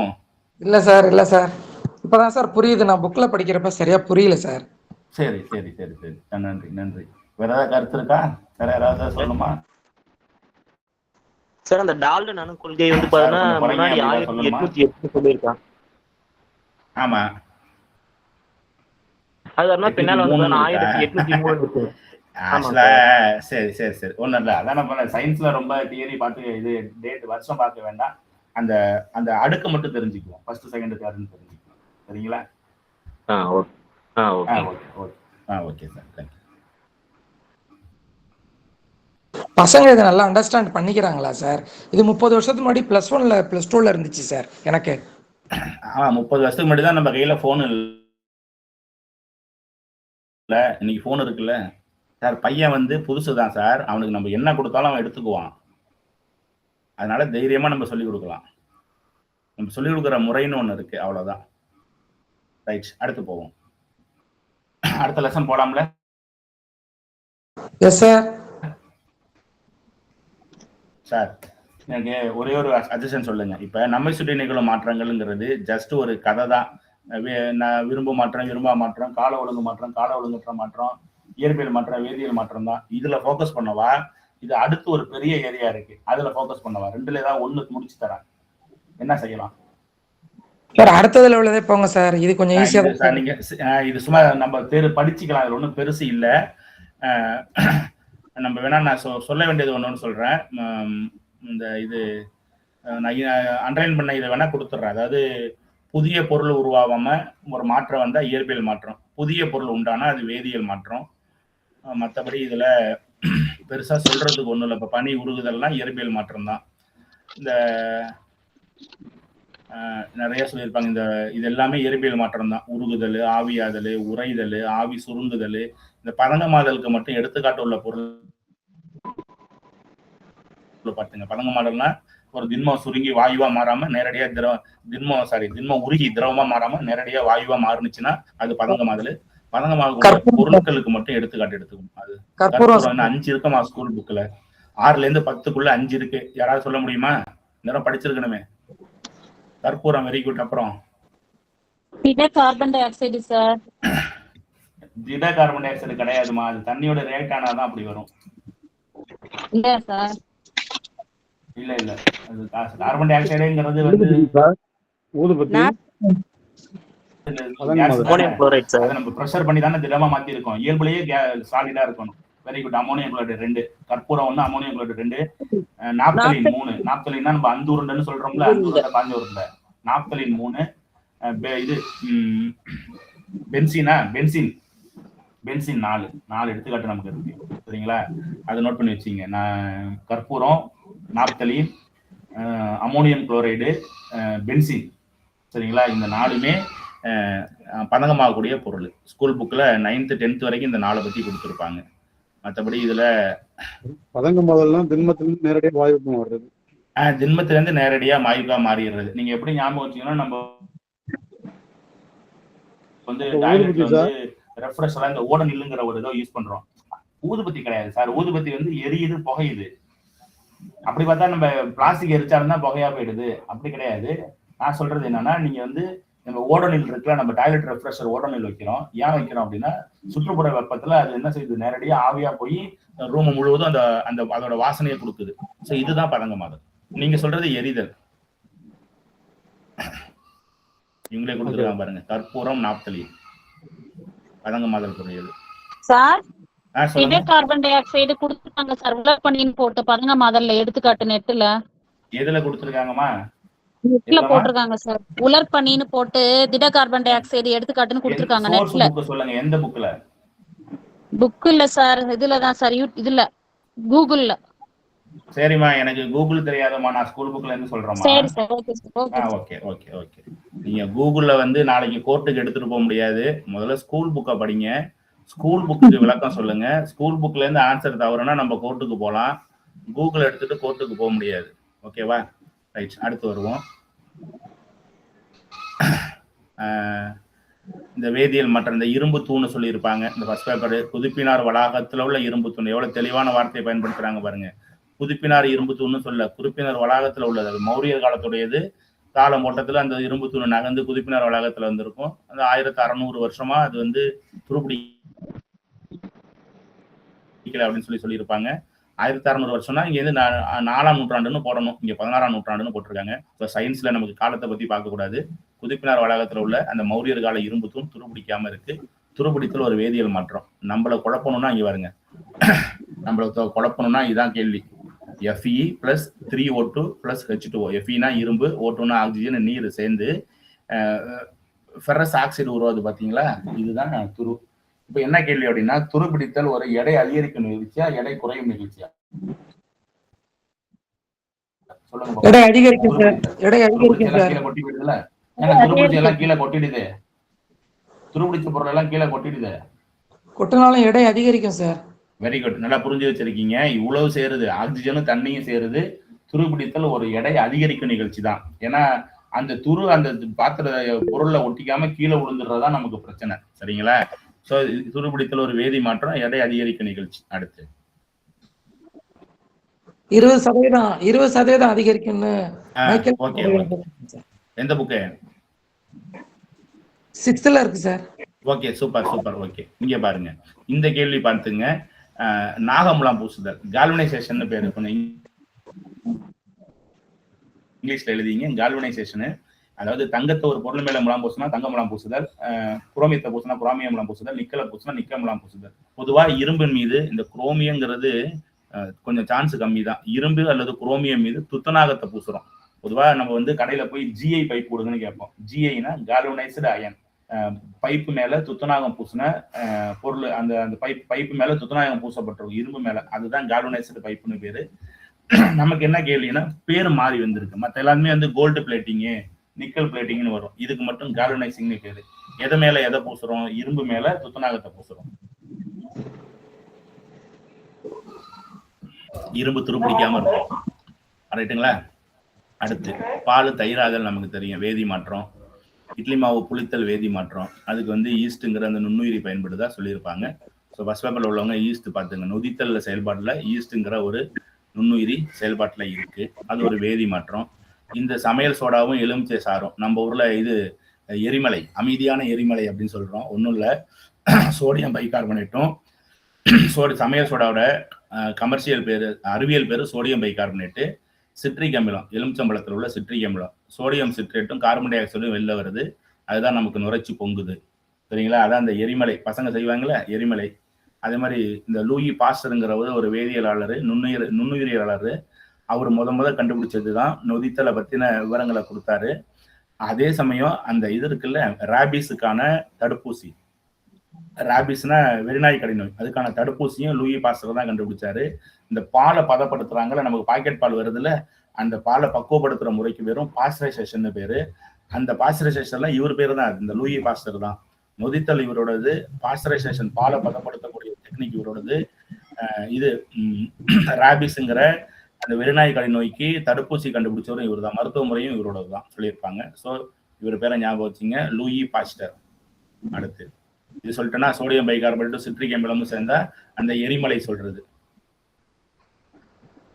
அடுத்து வினையூக்கினா யாரு அப்படின்னா, இவர் எந்தவித வேதி வினையிலும் ஈடுபட மாட்டாரு. ஆனா வினையின் வேகத்தை அதிகரிக்கவும் செய்வார், குறைக்கவும் செய்வார். இப்ப எடுத்துக்காட்டு நம்ம அணிதான், நாங்க ஒன்றும் பரிச்சை எழுத போறது இல்ல, நீங்க பரிச்சை எழுதுற வேகத்தை அதிகரிக்க நாங்க உதவுறோம். ஸோ இப்ப நாங்க யாரு அப்படின்னா வினையூக்கி. சரிங்களா? ரைட். அடுத்து யாரோ ஆன்ல வச்சிருக்கீங்க, கொஞ்சம் ஆஃப் பண்ணீங்க. அடுத்து இந்த கேள்வி இந்த பரவாயில்ல, இந்த முறை இந்த கேள்வி வந்து புக்ல கொஞ்சம் இடமா இருக்கு, நான் சொல்லிடுறேன். சுட்ட சுண்ணாம்பு. இந்த சுட்ட சுண்ணாம்புங்கிறது என்ன அப்படின்னா, CaCO3 கால்சியம் கார்பனேட்டை நம்ம சூடுபடுத்துறோம், அது கால்சியம் ஆக்சைடா மாறுது, CaO2 மாறுது. சரியா? கால்சியம் ஆக்சைடுனா என்ன சார் அப்படின்னா, இந்த கிளிஞ்சல்ங்கிறது இதான் CaCO3ங்கிறது சாதாரண கால்சியம் கார்பனேட்டு கிளிஞ்சல்ல இருக்கு. அதை காலவையில வச்சு சுடும் பொழுது என்னவா மாறுது? சுட்ட சுண்ணாம்பா மாறுது. சுட்ட சுண்ணாம்புங்கிறது கால்சியம் ஆக்சைடு. இந்த கால்சியம் ஆக்சைடுல தேவையான அளவு தண்ணியை சேர்க்கிறீங்க. தண்ணியை சேர்க்கும் போது கால்சியம் ஹைட்ராக்சைடா மாறுது, CaO2 ட்வைஸ் கால்சியம் ஹைட்ராக்சைடா மாறுது. சரிங்களா? இது ஒரு வேதி மாற்றம் அப்படின்னு சொல்றாங்க. இந்த கால்சியம் ஹைட்ராக்சைடு நீங்க பிரஷ்ல எடுத்து செவுத்துல அடிச்சிடுறீங்க. செவுத்துல அடிச்சிடோன்னா இந்த கால்சியம் ஹைட்ராக்சைடோட காத்துல இருக்கிற CO2 ஒன்னா சேர்ந்து மறுபடியும் கால்சியம் கார்பனேட்டாவும் நீராவியாவும் மாறி வெளில போயிடுது. ஸோ இப்போ இந்த நிகழ்ச்சி தான் நம்ம வந்து இது சுண்ணாம்பு அடிக்கிறது. இப்போ கிளிஞ்சலை சேகரிக்கிறோம், காலவாயில வச்சு கிளிஞ்சலை கால்சியம் ஆக்சைடா மாத்துறோம். தண்ணியில நம்ம கால்சியம் ஆக்சைடை வாங்கிட்டு வந்து நம்ம தண்ணி எடுத்து ஊற்றும் போது தளபலன்னு கொதிக்குது, வெப்ப உமிழ்வினை. அது வந்து கால்சியம் ஹைட்ராக்சைடா மாறுது. அந்த கால்சியம் ஹைட்ராக்சைடு செவுத்துல அடிக்கிறோம், செவரும் கார்பன் டை ஆக்சைடும் சேர்ந்து மறுபடியும் கால்சியம் கார்பனேட் கோட்டிங் உருவாயிடுது, நீராவி வெளியில போயிடுது. சரிங்களா? ஸோ இவங்க என்ன சொல்லியிருப்பாங்க, இது ஒரு வெப்ப உமிழ்வினை, இன்னொன்று வந்து இது ஒரு வேதிவினை அப்படின்னு சொல்லியிருப்பாங்க. இது முத 2012 நடந்த டெட்டில் இந்த ஈக்குவேஷனை வருஷப்படி கேட்டிருந்தாங்க. ஸோ அதுக்கப்புறம் அந்த புக்கு இப்போ 8th புக்கில் இருக்குன்னு நினைக்கிறேன். ஸோ அதை பார்த்தோன்னா சொல்லிட்டோம் உங்களுக்கு. தென் அடுத்து அப்புறம் இந்த இருக்கு வெப்ப ஏற்பு வினை, வெப்ப உமிழ்வினை. ஒரு வேதிவினையின் போது வெப்பம் வெளியிடப்பட்டால் வெப்ப உமிழ்வினை, ஒரு வேதிவினை போது வெப்பம் உட்கோரப்பட்ட வெப்ப ஏற்பு வினை. ரைட். அடுத்து ஏதாவது டவுட் இருக்கா இதுல? அடுத்த பெரிய யூனிட்டுக்கு போயிடுவோமா? போலாம் சார். சரி. இந்த பாடம் ஒன்று நீங்க கொஞ்சம் வாசிக்கலாம். நான் நிறைய கேள்வி கேட்டிருக்கேன். 5 பாடத்துலையும் சேர்த்து 125 கொஸ்டின் கேட்டிருக்கேன். கெமிஸ்ட்ரியை ஃபுல்லாக கவர் பண்ணி எவ்வளோ கேள்வி கேட்க முடியுமோ அவ்வளோ கேள்வி கேட்டுட்டேன். ஸோ அதனால நீங்க வந்து இந்த கால ஒழுங்கு மாற்றம், கால ஒழுங்கற்ற மாற்றம், நீங்க இதை ஃபுல்லா புக்ல வாசிச்சுட்டு தான் நம்ம இதுக்கு டெஸ்ட்டுக்கு வரணும். நம்ம கொஸ்டின் ஏரியாவுக்குள்ள வந்துடுறோம்.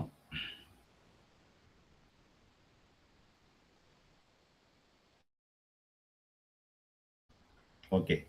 படிக வேதியியல் செகண்ட் பேப்பர்ல உள்ளவங்க கூர்ந்து கவனிச்சிக்கிங்க. ஃபர்ஸ்ட் பேப்பர்லயும் அங்கங்க கேள்விகள் செதறி கிடக்கு, கான்செப்ட் நிறைய இதுல இருக்கு. இங்க வருவோம். பாலிமர்னு பேரு, இந்த பலபடிகளுக்கு பேரு பாலிமர். பாலிமர்னா என்ன அப்படின்னா, மோனோமர்லாம் ஒன்னா சேர்ந்து பாலிமர். அது என்னங்க மோனோமர்லாம் ஒன்னா சேர்ந்தா பாலிமர், அவ்வளவுதான். மோனோமர்னா யாரு? இங்க பாருங்க, ஒரு தனித்த மூலக்கூறு மோனோமர். அது ஒரு குறிப்பிட்ட விதத்துல இப்படி வருஷப்படி எடுக்கலாம் அல்லது குறுக்க மறுக்கையும் எடுக்கலாம். இங்க கொடுத்துருக்காங்க பாருங்க, வருஷப்படி எடுக்கலாம், குறுக்க மறுக்க எடுக்கலாம். குறுக்க அணுகம் பாருங்க, இது வந்து ஒற்றைப்படி. இதான் நம்ம வீட்டுல பயன்படுத்துற PVC குழாய், பாலிவினைல் குளோரைடு. PVCங்கிறது பாலிவினைல் குளோரைடு. ஃபர்ஸ்ட் பேப்பர் பார்த்துங்க.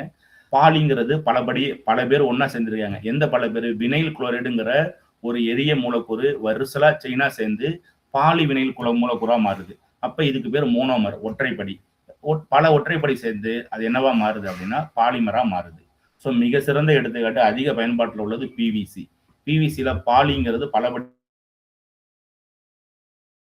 குறிக்குது. வினைல் குளோரைடு, வினைல் குளோரைடுங்கிற மோனோமர் பல ஒன்னா சேர்ந்து பாலிவினைல் குளோரைடு மாறி இருக்கு.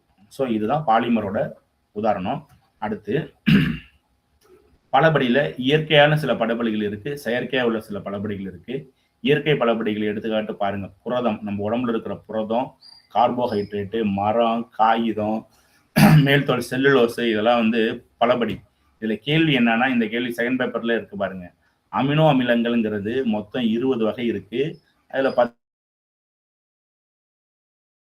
உடம்பு தயாரிக்கும், 10 வெளியிலேருந்து தான் வந்தாகணும். வெளியிலேருந்து வர்றதுக்கு பேர் எசென்சியல் அமினோ ஆசிட்னு பேரு. 9th புக்ல போகும். ஆனா இந்த அமினோ அமிலங்கிற மோனோமர்ஸ் ஒன்னா சேர்ந்து புரதங்கிற பாலிமரா மாறுது. அமினோ அமிலங்கிற மோனோமர் தான் புரதங்கிற பாலிமரா மாறுது. இது வந்து செகண்ட் பேப்பர்ல கேட்டிருக்காங்க. எப்படி கேட்டிருக்காங்கன்னா, புரதங்களை நீரார் பகுக்கும் பொழுது என்னவா கிடைக்கும்? புரதங்களை உடைச்சோம்னா அதோட மோனோமர் என்ன கிடைக்கும்? அமினோ அமிலம் கிடைக்கும் அப்படின்னு கேட்டிருக்காங்க. வந்திருக்கு. ஸோ இந்த ஏரியாவை பார்த்துங்க. அமினோ அமிலங்களோட சேர்க்கை தான் புரதங்கள். அடுத்து நம்மகிட்ட இருக்கு பாருங்க, புரதங்களோட இன்னும் நிறைய சொல்றாங்க. பாலிமர்ஸ், டிஎன்ஏ ஒரு பாலிமர் தான். நொதி, நம்ம உருவாக்குற பட்டு, தோல், முடி, விரல் நகம், இறகு, எல்லாமே புரதங்களோட பலபடி தான். இது இயற்கை. இன்னமும் இருக்கு பாருங்க, தாவரங்களை பொறுத்த வரைக்கும் செல்லுலோஸு, கைட்டீனு, லினின்.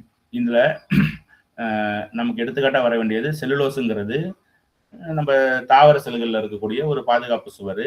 சர்க்கரை மூலக்கூறால் ஆனது. பல சர்க்கரை மூலக்கூறுகள் ஒன்னா சேர்ந்துதான் செல்லுலோஸ் உருவாகுது.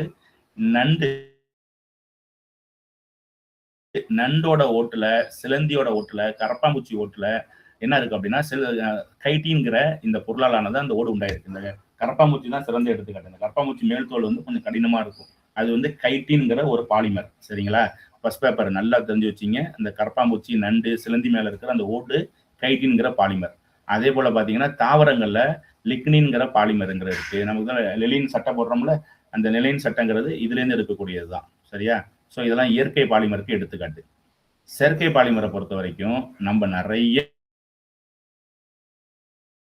பாலிமரை நம்ம உருவாக்கி இருக்கோம். நம்ம வச்சிருக்கிற நெகிழிகள் எல்லா பிளாஸ்டிக்குமே பாலிமர் தான். சிம்பிளா எத்திலீனு புரோப்பைனுங்கிற ஒரு துணைப்பொருளை எடுத்துக்கிட்டு எங்க பெட்ரோகெமிக்கல்ல எத்திலீன் புரோப்பைலுங்கிற ஒரு துணைப்பொருள் கிடைக்குது.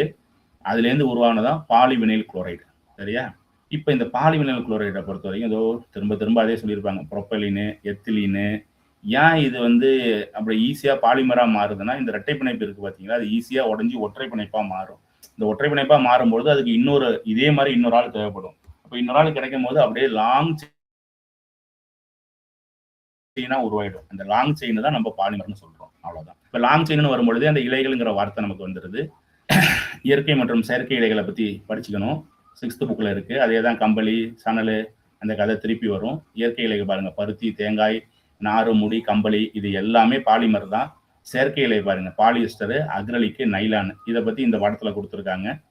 அப்படியே வந்தீங்கன்னா விலங்குகள்ல இருந்து கிடைக்கக்கூடிய கம்பளி ஒரு பாலிமரு, தாவரத்துல கிடைக்க பருத்தி ஒரு பாலிமரு, இயற்கையை வெட்டி எடுக்கக்கூடிய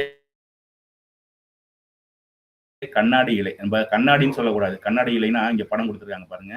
சில இடத்துல கண்ணாடி ஃபைபராகவே கிடைக்குது. நீங்க இந்த ஹையர் ஸ்டடியில படிச்சிருந்தீங்கன்னா ஒரு எம்டெக் அல்லது பெரிய பெரிய லேப்ல தண்ணியை வடிகட்டுறதுக்கு இதை தான் பயன்படுத்துவாங்க. தண்ணியை வடிகட்டிலாம் பயன்படுத்த முடியாது. இதை அள்ளி தூக்கி போட்டு நல்லா அமுக்கி ப்ரெஷர்ல கொடுத்து அதில் தண்ணியை ஊற்றுனீங்கன்னா இதுக்கு கீழே தண்ணி வந்து அவ்வளோ பியூரஸ்ட் ஃபார்ம் ஆகி வரும். பட் ஆனால் இது காஸ்ட்லி, செயல்படுத்துறது கஷ்டம் வேற. ஸோ இது ஒரு ஃபைபர் இயற்கையாக கிடைக்கக்கூடியது சொல்லியிருக்காங்க. சரியா? விலங்குகளோட கம்பளி, பட்டு, தாவரங்கள்ல பருத்தி, கண்ணாடியில கண்ணாடி இழை. செயற்கையில வரும்பொழுது நைலானு, பாலிஸ்டரு, அக்ரலிக், இதெல்லாம் செயற்கைன்னு சொல்லிட்டு, இயற்கை இலைகளுக்கு நம்ம வழக்கம் போல மல்பரி பட்டு, டஸ்ரா பட்டு, முகா பட்டு, எரி பட்டு, பட்டு உற்பத்தியில மல்பரி பட்டுல இந்தியா ஃபர்ஸ்ட் இருக்கு. இந்தியாவில் தயாரிக்கக்கூடிய பெரும்பான்மை பட்டு மல்பரி பட்டு. இது ஆல்ரெடி ஜாகிரபிலையும் வருது, இங்கேயும் வருது. செயற்கை பாருங்க, ஃபர்ஸ்ட் நம்ம உருவாக்கின செயற்கை இலைங்கிறது ரேயான். அந்த ரேயானுங்கிறது என்ன அப்படின்னா ஃபுல்லா வந்து ஆர்டிபிஷியல் ஃபைபர் கிடையாது. அது வந்து ஒரு பார்ட் வந்து அது வந்து இயற்கை, ஒரு பார்ட் செயற்கை. அதனாலதான் என்னன்னு சொல்றாங்க அப்படின்னா பகுதி அளவு அப்படின்னு சொல்றாங்க. ரேயான் என்ற முறையில செயற்கை பட்டு. இதுக்கு இன்னொரு செல்ல பேர், ஃபர்ஸ்ட் பேப்பர் பிடிச்சிங்க. செயற்கை பட்டுன்னு யாரை சொல்லணும் அப்படின்னா ரேயானை சொல்லணும். இந்தியாவில் கூட ரேயான் ஃபேக்டரி ஒன்று கேரளாவில் இருக்கிறதா சொல்லியிருக்காங்க. தென் அடுத்து செல்லுலோஸ், மரக்கூழ்ல இருக்கக்கூடிய செல்லுலோஸ்ல இருந்து தான் ரேயான் எடுக்கிறோம். அப்ப மரக்கூழுங்கிறது ஒரு இயற்கை, அதுல இருந்து ஒரு வரவாசி தான் நம்ம இது வந்து பார்ஷியலி ஆர்டிபிஷியல்னு நம்ம சொல்றோம். அவ்வளவுதான். அதோட சோடியம் ஹைட்ராக்சைடு போடுறோம், கார்பன் டை சல்ஃபைட்ஸ் போடுறோம். ஸோ இதெல்லாம் கதை ப்ராசஸ். அந்த ப்ராசஸ் நமக்கு தேவையில்லை, எந்த டைப்புன்னு தெரிஞ்சா போதும். அதே போல பருத்திலேருந்து நம்ம எடுக்கும்போது பருத்தி கொட்டையோட ஒட்டி இருக்கு பார்த்தீங்களா, சின்ன சின்ன குட்டையான இலைகள், அதுலேருந்து கூட நம்ம ரேயான் தயாரிக்கலாம் அப்படின்னு சொல்றாங்க. இது மலிவான பட்டு அப்படின்னு சொல்றாங்க. ஆக்சுவலா மரக்கூழ்லேருந்து வர்றது ரேயான் இலை ரொம்ப லென்த்தா இருக்கும், கிட்டத்தட்ட பட்டு போலவே இருக்கும். இது வந்து பருத்தி கொட்டையில பருத்தியிலேருந்து பருத்தியை நீக்கின பிறகு கிடைக்கக்கூடிய அந்த விதையிலேருந்து கிடைக்கக்கூடியது மலிவான பட்டுன்னு சொல்றாங்க. அடுத்து நைலான் எடுத்துக்குவோம். முழுக்க முழுக்க பயன்படுத்தப்பட்ட செயற்கை இலை. அப்ப ரேயான்ங்கிறது பார்ஷியலு, நைலானுங்கிறது ஆர்டிபிஷியல் ஃபைபர். அது முழுக்க முழுக்க ஆர்டிபிஷியல் ஃபைபர். இங்க கூட கொடுத்துருக்காங்க. இரும்பு கம்பியையும் நைலானையும் நம்ம ஸ்ட்ரென்த் டெஸ்ட் பண்ணோம்னா நைலான் தான் ஸ்ட்ரென்த் அதிகம் அப்படிங்கிறாங்க இரும்பை விட. அதனாலதான் நம்ம பாராசூட்ல எல்லாம் நைலான் நம்ம பயன்படுத்துறோம். மலை ஏறுறவர்கள் நைலான் கயிறை யூஸ் பண்றாங்க அப்படின்னு சொல்லியிருப்பாங்க. நைலான் வந்து அதிக வலுவாக உள்ளதால் மலையேற்ற பயன்படுத்தப்படுகிறது. இப்ப நைலான் எதால் ஆனது? பாலி அமைடுகளால் ஆனது. இந்த பாலி அமைடு எதால் ஆனதுதான்? எந்த ஊர்லலாம் அமீனும் அடிப்பிக் அமிலமும் சேர்றதோ அந்த சேர்க்கைக்கு பேரு அமைடு. சைன் பேப்பர் நோட் பண்ணுங்க. அமைடுனா என்ன அப்படின்னா, அமீனும் அடிப்பிக் அமிலமும் சேர்ந்தா அதுக்கு பேர் அமீனும் ஆசிட்டும் சேர்ந்த அமைடு. அமீனும் அமிலமும் சேர்ந்த அமைடு. இந்த இடத்துல நைலான்ங்கிறது ஹெக்ஸாமெத்தில் டையமீன் அப்படிங்கிற அமீனும் அடிப்பிக் அமிலங்கிற ஆசிட்டும் சேர்ந்த வாசி பாலி அமைடு உருவாயிருக்கு. Very very important. நைலானுடைய பகுதி பொருள், நைலானுடைய ஃபைபர் பேரு பாலி அமைடு. இந்த பாலி அமைடு எப்படி ஃபார்ம் ஆகுது? ஹெக்ஸாமெத்தில் டையமீனும் இன்னொன்னு அடிப்பிக் அமிலமும் சேர்ந்த வாசி உருவாகுது. சரிங்களா? இது அப்படியே கொழன்னு இருக்கும். இதை ஸ்பின்னிங் ரெட் அப்படிங்கிற சின்ன சின்ன துளை உள்ள தட்டுல வச்சு அழுத்தும் பொழுது அந்த துளை வழியா சின்ன கம்பி போல நமக்கு நைலான் கிடைக்கிறதா சொல்லியிருப்பாங்க. நமக்கு தேவை நைலானோட வேதியியல் பேரு பாலி அமைடு. அதோட பகுதி பொருள் வந்து ஹெக்ஸாமெத்தில் டையமீன் அடிப்பிக் அமிலம். தென் அடுத்து போலாமா? இன்னொரு 15 நிமிஷம். தாக்கு பிடிக்குமா என்ன? ஓகே சார், போலாம் sir. Okay sir, okay sir, okay போலாம்ல? சரி, ரைட்டு, முடிச்சிடுறேன். பாலியஸ்டர், இன்னொன்னு அக்ரலிக். இதெல்லாம் செயற்கை இழைகள். இந்த பாலியஸ்டரை பொறுத்த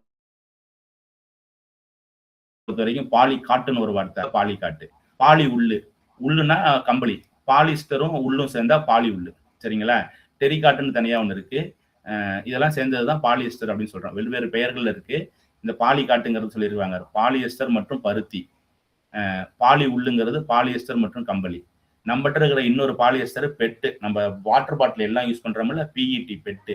பெட்டுங்கிறதுக்கு என்ன விரிவாக்கனா பாலி எத்தலீன் டெரிதாப்ளேட் அப்படிங்கிறது. பாலி எத்தலீன் டெரிதாலேட் ரொம்ப ரொம்ப முக்கியம். இந்த பெட்டு பிஇடியோட விரிவாக்கம். பெட்டு தான் நம்ம ஊர்ல இந்த சோடா பாட்டில் ஆரம்பிச்சு வாட்டர் பாட்டில் வரைக்கும் எல்லாம் நம்ம பெட்டு தான் யூஸ் பண்ணிட்டு இருக்கோம். தென் அடுத்து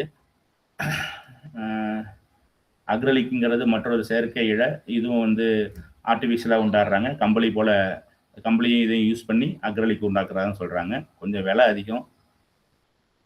அடுத்து இதெல்லாமே ஆய்வகத்துல செஞ்சு பாருங்க, நீங்க செஞ்சு பாருங்கன்னு சொல்றது. இங்க பாருங்க, பெட்ரோலிய பொருட்களை பொறுத்த வரைக்கும் அது துணைவினை பொருட்கள் தான் பெரும்பான்மையான ஃபைபர்ஸுக்கு காரணமா இருக்கு. பெட்ரோலியத்தை காய்ச்சி வடிக்கும் போது நிறைய துணை பொருட்கள் கிடைக்கும். அந்த துணை பொருட்கள் தான் ஃபைபர், நிறைய ஃபைபர் அதுல இருந்து எடுக்கிறதா சொல்லியிருப்பாங்க. அடுத்து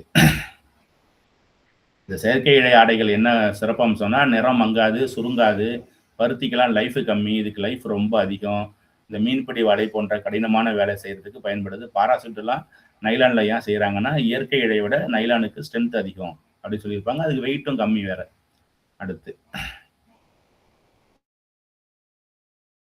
இங்க கொடுத்துருக்காங்க பாருங்க.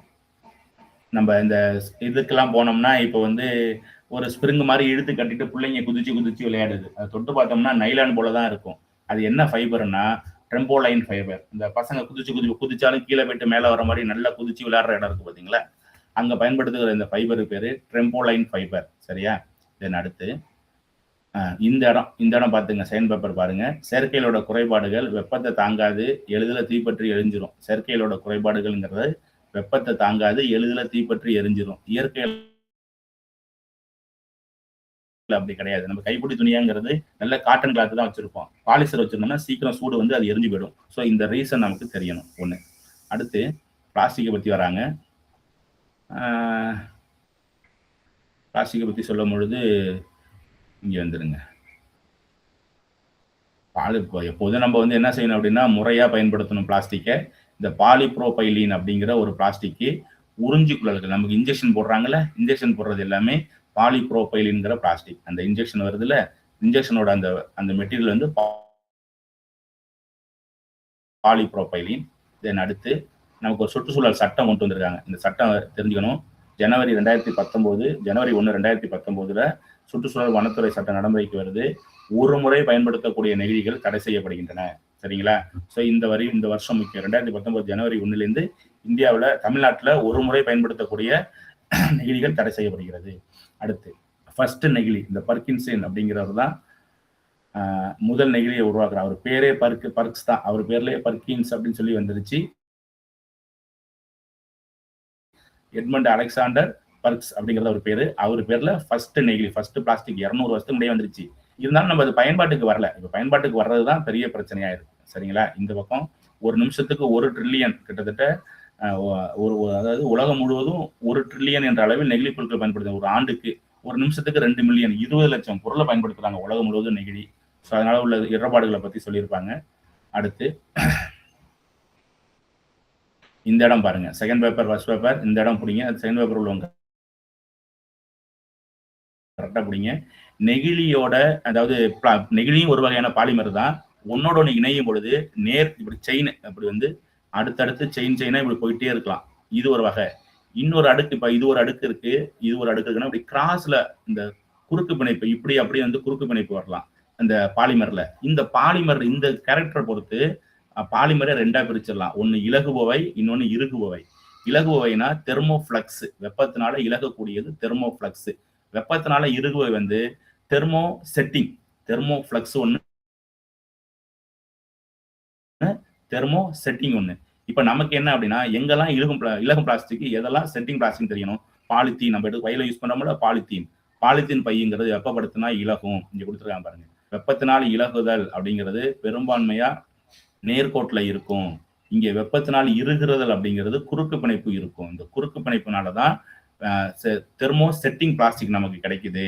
இப்ப நமக்கு கேள்வி என்னன்னா, ஒரு பிளாஸ்டிக் கொடுத்தாங்கன்னா அது தெர்மோ பிளக்ஸா தெர்மோ செட்டிங்கானு தெரியணும். இப்ப பாலித்தீன்ங்கிறது தெர்மோ பிளக்ஸ், பிஇடிங்கிற நம்ம வாட்டர் பாட்டில் தெர்மோ பிளக்ஸ். இப்ப தெர்மோ செட்டிங் சொல்லுங்க அப்படின்னா அது வந்து என்ன அப்படின்னா ஒரு பெரிய வலைப்பின்னல் மூலம் உருவாகிடுது. பேக்லைட்டு அண்டு மெலமைன். இந்த பேக்லைட்டுங்கிறது என்னன்னா நம்ம பயன்படுத்தக்கூடிய சுவிட்ச் போர்டு எல்லாமே, நம்ம வீட்டில் கலர் வச்சுக்க சுவிட்ச் போர்டு எல்லாமே பேக்லைட்டு தான். சரி, இந்த மெலமைன்ங்கிறது என்ன அப்படின்னா பேக்லைட்ல கைப்பிடியும் வந்துருச்சு, வெள்ளை கலர்ல வந்துருச்சு, கருப்பு கலர்ல வந்துருச்சு. மெலமைனுங்கிறது திரை சிலைகள், தரை ஓடு, இந்த டைல்ஸ் எல்லாம் சொல்றாங்களே, இந்த ஓட்டு மேல எவ்வளவு தீ பிடிச்சாலும் ஒன்றாகாது அப்படிங்கிறாங்க. கூடாரங்கள்லாம் அமைக்கும் போது தீப்பிடிக்காத கூடாரங்கள்ங்கிறதெல்லாம் மெலமைனை கொண்டு அமைக்கிறாங்க. அப்ப பேக்லைட்டுங்கிறது சுவிட்ச் போர்டு, பாத்திரங்களோட கைப்பிடி. மெலமைன்ங்கிறது தீப்பிடிக்காத டைல்ஸ், தீப்பிடிக்காத துணிகள் தயாரிக்க பயன்படுத்துறாங்க. இதெல்லாம் தெர்மோ செட்டிங். ஏன் தெர்மோ பிளக்ஸுக்கும் தெர்மோ செட்டிங் என்ன வித்தியாசம்னா, தெர்மோ பிளக்ஸ்ல லீனியர் ஸ்ட்ரக்சர் இருக்கும், நேர்கோட்டுல இணைப்பு இருக்கும். தெர்மோ செட்டிங்ல இது குறுக்கு பிணைப்புனால அது வந்து அதிகமா வந்து சூடுபடுத்தும் பொழுது செட்டிங் ஆயிடுது, தெர்மல் செட்டிங்கா மாறிடுது. அதுதான் வித்தியாசம். அடுத்து ரெக்சின் குறியீடுகள் இருப்பாங்க. இப்ப நம்ம ரெக்சின் குறியீடுகளுக்கு ஒரு படம் போட்டிருக்காங்க. நம்ம வந்து இது தப்பாவே புரிஞ்சுக்கிறோம்.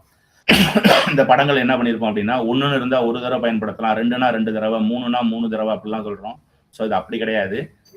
முதல்ல இது வந்து எச்சரிக்கை குறியீடு. ஒரு பிளாஸ்டிக்ல இந்த 3 முக்கோணம் போட்டு குறுக்க 1 2 இந்த முக்கோணம் மாதிரி போட்டு அதுல 3 அம்புக்குறி இருந்திருப்பாங்க, ஒன்னொன்னு தொடுற மாதிரி குறுக்க நம்பர் போட்டிருப்பாங்க. இந்த நம்பருங்கிறது பிளாஸ்டிக் பொருளோட கேரக்டர் நமக்கு சொல்லுது. இப்ப ஃபர்ஸ்ட் ஒண்ணு பாருங்களேன், 1. இப்ப நமக்கு கொஸ்டின் என்னன்னா, ஒண்ணுங்கிறது எதெல்லாம் குறிக்குது அப்படின்னா பெட், பிஇடிங்கிறத குறிக்குது. அல்லது பிஇடிஇ அப்படின்னா எத்திலின் டெரிடாப்தலேட்லாம் உருவானக்கூடிய பொருட்களை 1 குறிக்குது. எல்லாமே 1. இப்ப 3ங்கிறது எதை குறிக்குதுன்னா பாலிவினைல் குளோரைடை குறிக்குது. இப்ப 3ங்கிறது எங்கேயாவது 3ங்கிற சிம்பிள் போட்டிருந்தா அந்த பொருளை பாலிவினைல் குறியீடால் ஆனது. இப்ப 6ங்கிறது பாலிஸ்டைரின். இந்த பாலிஸ்டைரின்ங்கிறது என்னன்னா நம்ம கிட்டத்தட்ட இந்த தெர்மாகோலுங்கிறோம்ல, தெர்மாகோல் கண்டிப்பா அது வந்து புற்றுநோய் ஏற்படுத்தும், கேன்சரை உருவாக்கக்கூடிய டேஞ்சரான பொருள் இது. தென் அடுத்து சரி அடுத்து பாருங்க, அதுதான் அந்த மாதிரி குறியீடுகளை தான் இங்க கொடுத்துருப்பாங்க. நமக்கு 1ங்கிறது என்ன, பிஇடி அல்லது பிஇடிஇ, பாலிஸ்டைரின் அல்லது பாலிஎத்திலீன் டெரிடாப்தலேட், இந்த பொருட்களால் ஆனது. இதை எங்க பயன்படுத்துறோம் அப்படிங்கிறது. 2ங்கிறது எந்த வகையான பொருளால் ஆனது. 3 பாலிவினைல். 4 இந்த வகை தெரிஞ்சுக்கணும். இப்ப 6ங்கிறது தெர்மோஃப்ளெக்ஸ், 5ங்கிறது பெருசா சொல்லலை, எந்த வகைன்னு சொல்லலை. 9th புக்லயும் 5க்கு வகை சொல்லாம தான் இருக்கு. 7 எதுவுமே கொடுக்கலன்னா அது எந்த பொருளா வேணாலும் இருக்கலாம். அவரு நம்மள அந்த ப்ரொடக்டர் நம்மளை ஏமாத்துறாருன்னு அர்த்தம். சரிங்களா? ஸோ நம்ம இப்போ என்ன தெரிஞ்சுக்கணும் அப்படின்னா, 1ல என்ன வகையான பிளாஸ்டிக், அது 2னா என்ன வகையான பிளாஸ்டிக், 3னா என்ன வகையான பிளாஸ்டிக் அப்படின்னு சொல்லி தெரிஞ்சுக்கிட்டா போதும். இந்த பயன்பாடு அதெல்லாம் தேவையில்லை, அதோட விரிவாக்கம் தெரிஞ்சுக்கிங்க. வந்து பார்த்துங்க, வீணா வினைல் பாலிவினைல், பிவிசினா பாலிவினைல் குளோரைடு, ஹெச்டிசினா ஹை டென்சிட்டி பாலிஎத்திலீன். இந்த மாதிரி விளக்கங்களை கொஞ்சம் பார்த்துங்க. 9th புக்கில் இது சம்பந்தமாக கூடுதல் தகவல் இருக்கு. இதே பாடம் 9th இருக்கு. அதை ஒரு கிளான்ஸ் வாசிச்சிங்கன்னா இது நல்லா உங்களுக்கு பிடிபடும். நம்ம கொஸ்டின் குறியீடுக்கான வேறு பெயர், அதாவது அதுல பயன்படுத்தக்கூடிய பெயர், இது மட்டும் தெரிஞ்சா போதும். தென் அடுத்து இதுதான் சொல்லியிருப்பாங்க. நெகிழியோட தாக்கம் சொல்லியிருப்பாங்க. இப்ப ஆக்சுவலா வந்து நெகிழி வந்து மக்காது, அது ஒரு மக்கா குப்பைலாம் நமக்கு தெரியும். ஆனாலும் இப்ப வந்து ஒரு துணிப்பை, ஒரு சிமெண்ட் பை நம்ம கிடக்கு, சிசாக்கு கிடக்கு, கொஞ்ச நாள்ல பாத்தீங்கன்னா அது என்னமோ அரிச்சு போன மாதிரி இருக்கு. அது என்னன்னா அது மைக்ரோ பிளாஸ்டிக்கா மாறிடுது, மைக்ரோ நுண்துகள்களா அது மாறிடுது, மைக்ரோ லெவல்ல நுண்துகள்களா மாறிடுது. அது இன்னும் டேஞ்சர். ஏதாவது பிளாஸ்டிக் எடுத்து தனியா போட்டுடுறோம், மைக்ரோ பார்ட்டிகளா மாறினுச்சுன்னா இன்னும் டேஞ்சரு. அது உணவுல, குடிநீர்ல எல்லாத்துலயும் கலந்து மனுஷனுக்குள்ள அது போயிடுது. அதுதான் பெரிய டேஞ்சர்னு சொல்றாங்க. பாத்தீங்களா, மைக்ரோ நெகிழியா மாறிடுது. நுண்ணிய பிளாஸ்டிக் துகள்கள் ரொம்ப ரொம்ப பெரிய டேஞ்சரா அது மாறிக்கிட்டு இருக்கு. அதனாலதான் அதை குறைக்கணும் அப்படின்னு சொல்லி பேசிட்டு இருக்கோம். ஒவ்வொரு நாளும் நம்ம ஆடைகளை தயாரிக்கும் போது செயற்கை ஆடைகளை தான் இன்னைக்கு நம்ம பெரும்பான்மையா பயன்படுத்துறோம். அதுவே மைக்ரோ லெவல்ல துகளா உடைஞ்சி அங்கங்க உழுவுது. இது போய் கடல்ல கலந்துருது. ஆக்சுவலா கடல்ல இருக்கக்கூடிய அந்த பிளாங்டன்ங்கிற நுண்ணுயிரி தான் இன்னைக்கு நம்ம கொடுக்குற ஆக்சிஜனோட முக்கியமான பங்களிப்பு. கிட்டத்தட்ட 80% மேல கடல்ல இருந்தா நமக்கு ஆக்சிஜன் கிடைக்குது. அந்த பிளாங்டன் நுண்ணுயிரி மேல போய் இந்த மைக்ரோ பிளாஸ்டிக் படிஞ்சிருது. அந்த நுண்ணுயிரியால சுவாசிக்க முடியல, மிகப்பெரிய இயற்கை சமநிலை பாதிக்கப்படுது. இது ஒரு பெரிய டேஞ்சரா மாறுது. சரியா? ஸோ அந்த மைக்ரோ பிளாஸ்டிக் வந்து ரொம்ப ரொம்ப டேஞ்சர். இப்போதான் அதை பேச ஆரம்பிச்சிருக்காங்க. ஏதாவது அதுக்கு தீர்வு வருதான்னு பார்ப்போம். அடுத்து PLA, பாலிலாக்டிக் அமிலம். இது ஃபர்ஸ்ட் பேப்பர்ல கேட்டிருந்தாங்க. பாலிலாக்டிக் அமிலம் அப்படிங்கிறது என்ன அப்படின்னா, மீண்டும் மீண்டும் செயற்கை இலைக்கு மாற்றாக மீண்டும் மீண்டும் பயன்படுத்த, அதாவது ஈஸியா மக்க போயிடுது, திரும்ப திரும்ப நம்ம ஈஸியா செஞ்சிக்க முடியும். இது என்ன வருதுன்னா உரமா மாறிடும். அதாவது மக்கி போய் என்னவா மாறிடும், இது உரமா மாறிடும். பாலிலாக்டிக் ஆசிட், இன்னொன்று வந்து பாலிலாக்டைடு, அல்லது இன்னொரு பேர் இதுக்கு பாலிலாக்டைடு. இந்த சோளம், கரும்பு இதெல்லாம் கொண்டு, கிழங்குகளை கொண்டு கூழ் அரைச்சி தயாரிக்கிறது. நம்ம சயின்ஸ் எக்ஸிபிஷன்ல பசங்களை இதை செய்ய சொல்லுவோம். ஸோ அதை பத்தி தான் கொடுத்துருப்பாங்க. நம்ம ஊர்ல வந்து பெரும்பான்மையான நெகிழிகளை இன்னும் குழியில போட்டு புதைக்கிறோம், அல்லது திறந்த வழியில கொட்டி குப்பை மடாக்கி எரிச்சிடுறோம். ஒரு மணி 9% மட்டும்தான் நம்ம ஊர்ல என்ன செஞ்சிடும், அதை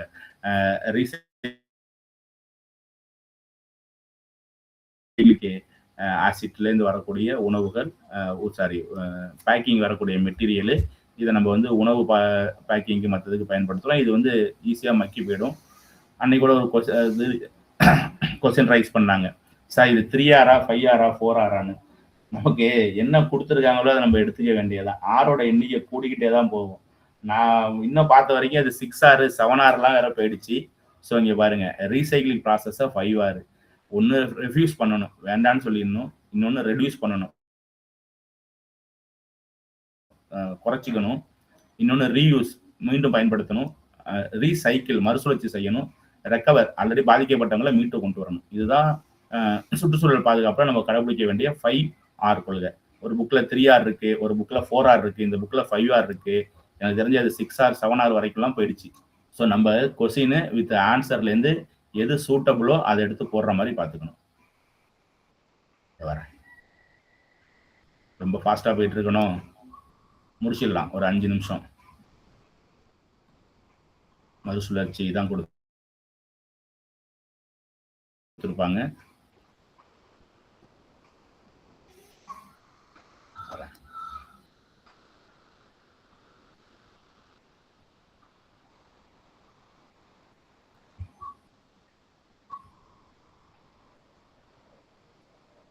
ஓப்பன் ஆக மாட்டேங்குது.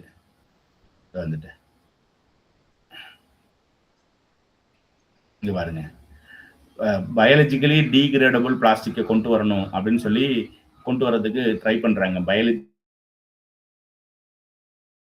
டீகிரேடபிள் பிளாஸ்டிக் தேவை அப்படின்னு சொல்றாங்க.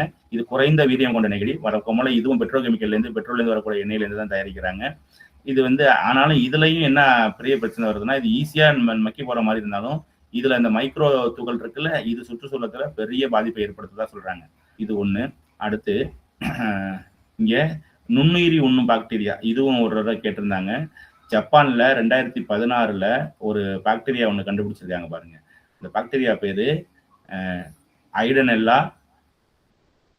காசியானிஸ் 201 F6.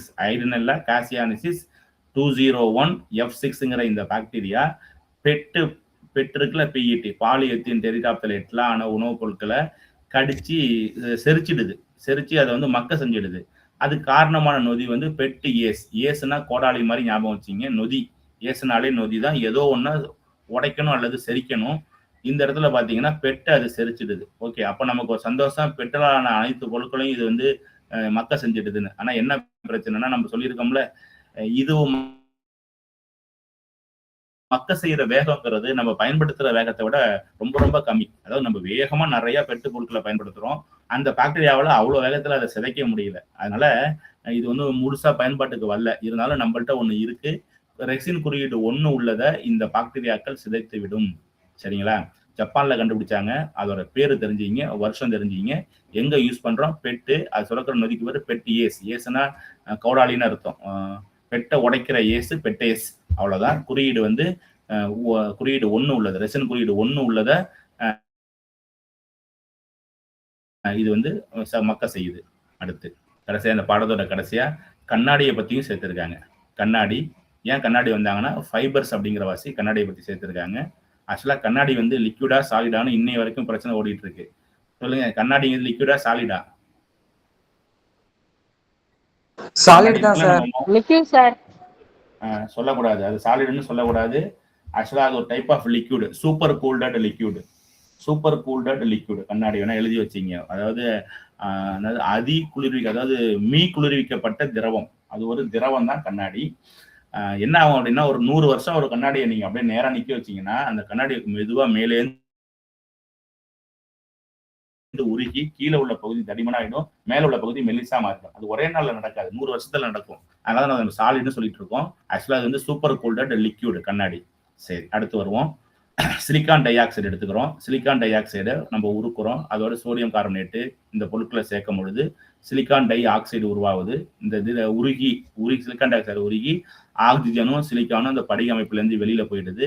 இதை மெதுவாக குளிர்விக்கும் பொழுது படிக அமைப்பு ஒரு மாதிரி ஸ்ட்ரக்சர்ல ஒரு கண்ணாடி நீள் வரிசை அமைப்புகள் மெதுவாக உருவாகுது. நமக்கு தேவை சிலிக்கான் டை ஆக்சைடை உருக்குறோம், சோடியம் கார்பனேட்டை அதோட சேர்க்கிறோம்,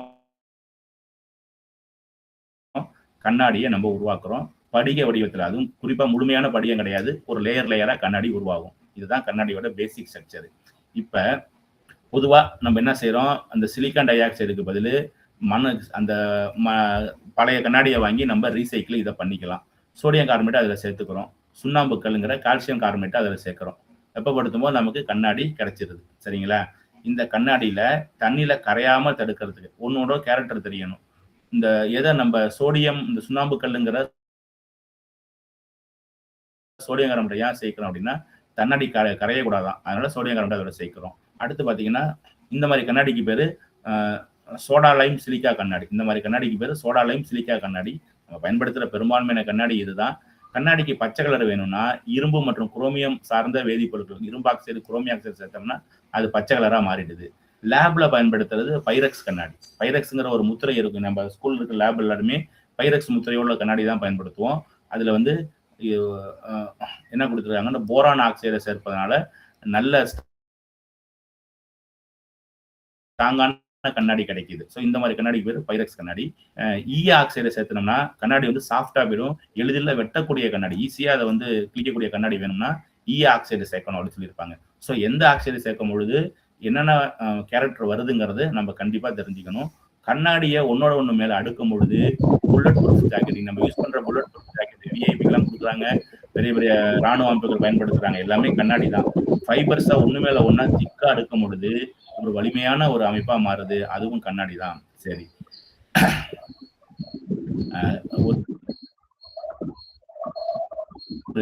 ஒரு கண்ணாடியை பொறுத்த வரைக்கும் என்ன செய்யணும் அப்படின்னா, பொதுவா மெதுவா தான் குளிர்விப்பாங்க.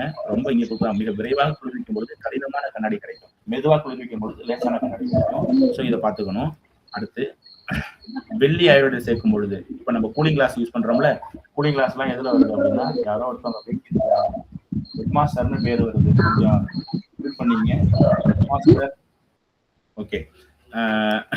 ஏதோ ஒரு வெள்ளி அயோடைடு சேர்க்கும் பொழுது சூரிய ஒளி, இப்போ சன் கிளாஸ் எல்லாம் இதுல கிடைக்குது. ஓகேங்களா? ஸோ இப்போ நம்ம இதில் என்னென்ன தெரிஞ்சுக்கணும் அப்படின்னா, சிலிக்கான் டை ஆக்சைடை சோடியம் கார்பனேட்டோட சேர்த்தோம்னா கண்ணாடி கிடைக்கும். பாயிண்ட் 1. தென் அடுத்து ஒரு எந்த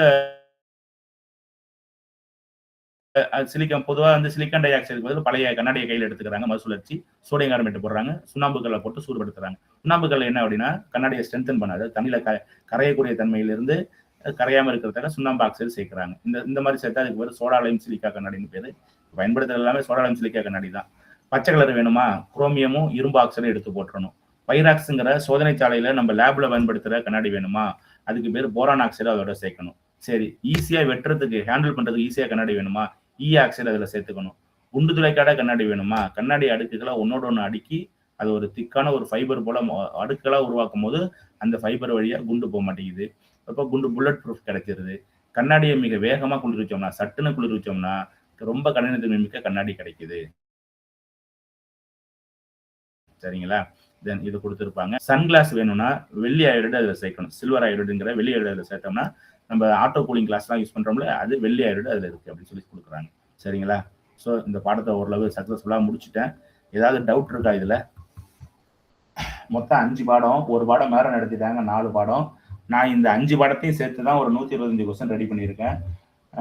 நீங்க அதை படிச்சீங்கன்னா ஓரளவு கெமிஸ்ட்ரி கவர் பண்ண மாதிரி தான் இருக்கும். இருந்தாலும் ஸ்கூல் புக்கை ஃபுல்லா கோ த்ரூ பண்ணிட்டு கெமிஸ்ட்ரியில கை வைங்க.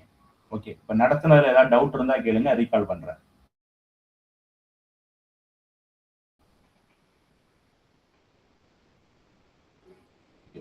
ஓகே, கிளாஸ் ஓகேனா தம்ஸ் அப் போடுங்க. டவுட் எது இல்லாட்டினா நம்ம கிளாஸை வைண்ட் அப் பண்ணிக்கலாம்.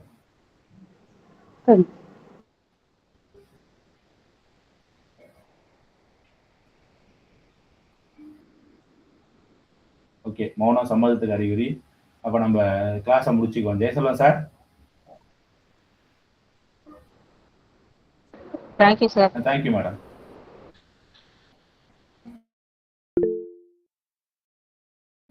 கிளாஸை முடிச்சுக்குவோம் சார். ஓகே.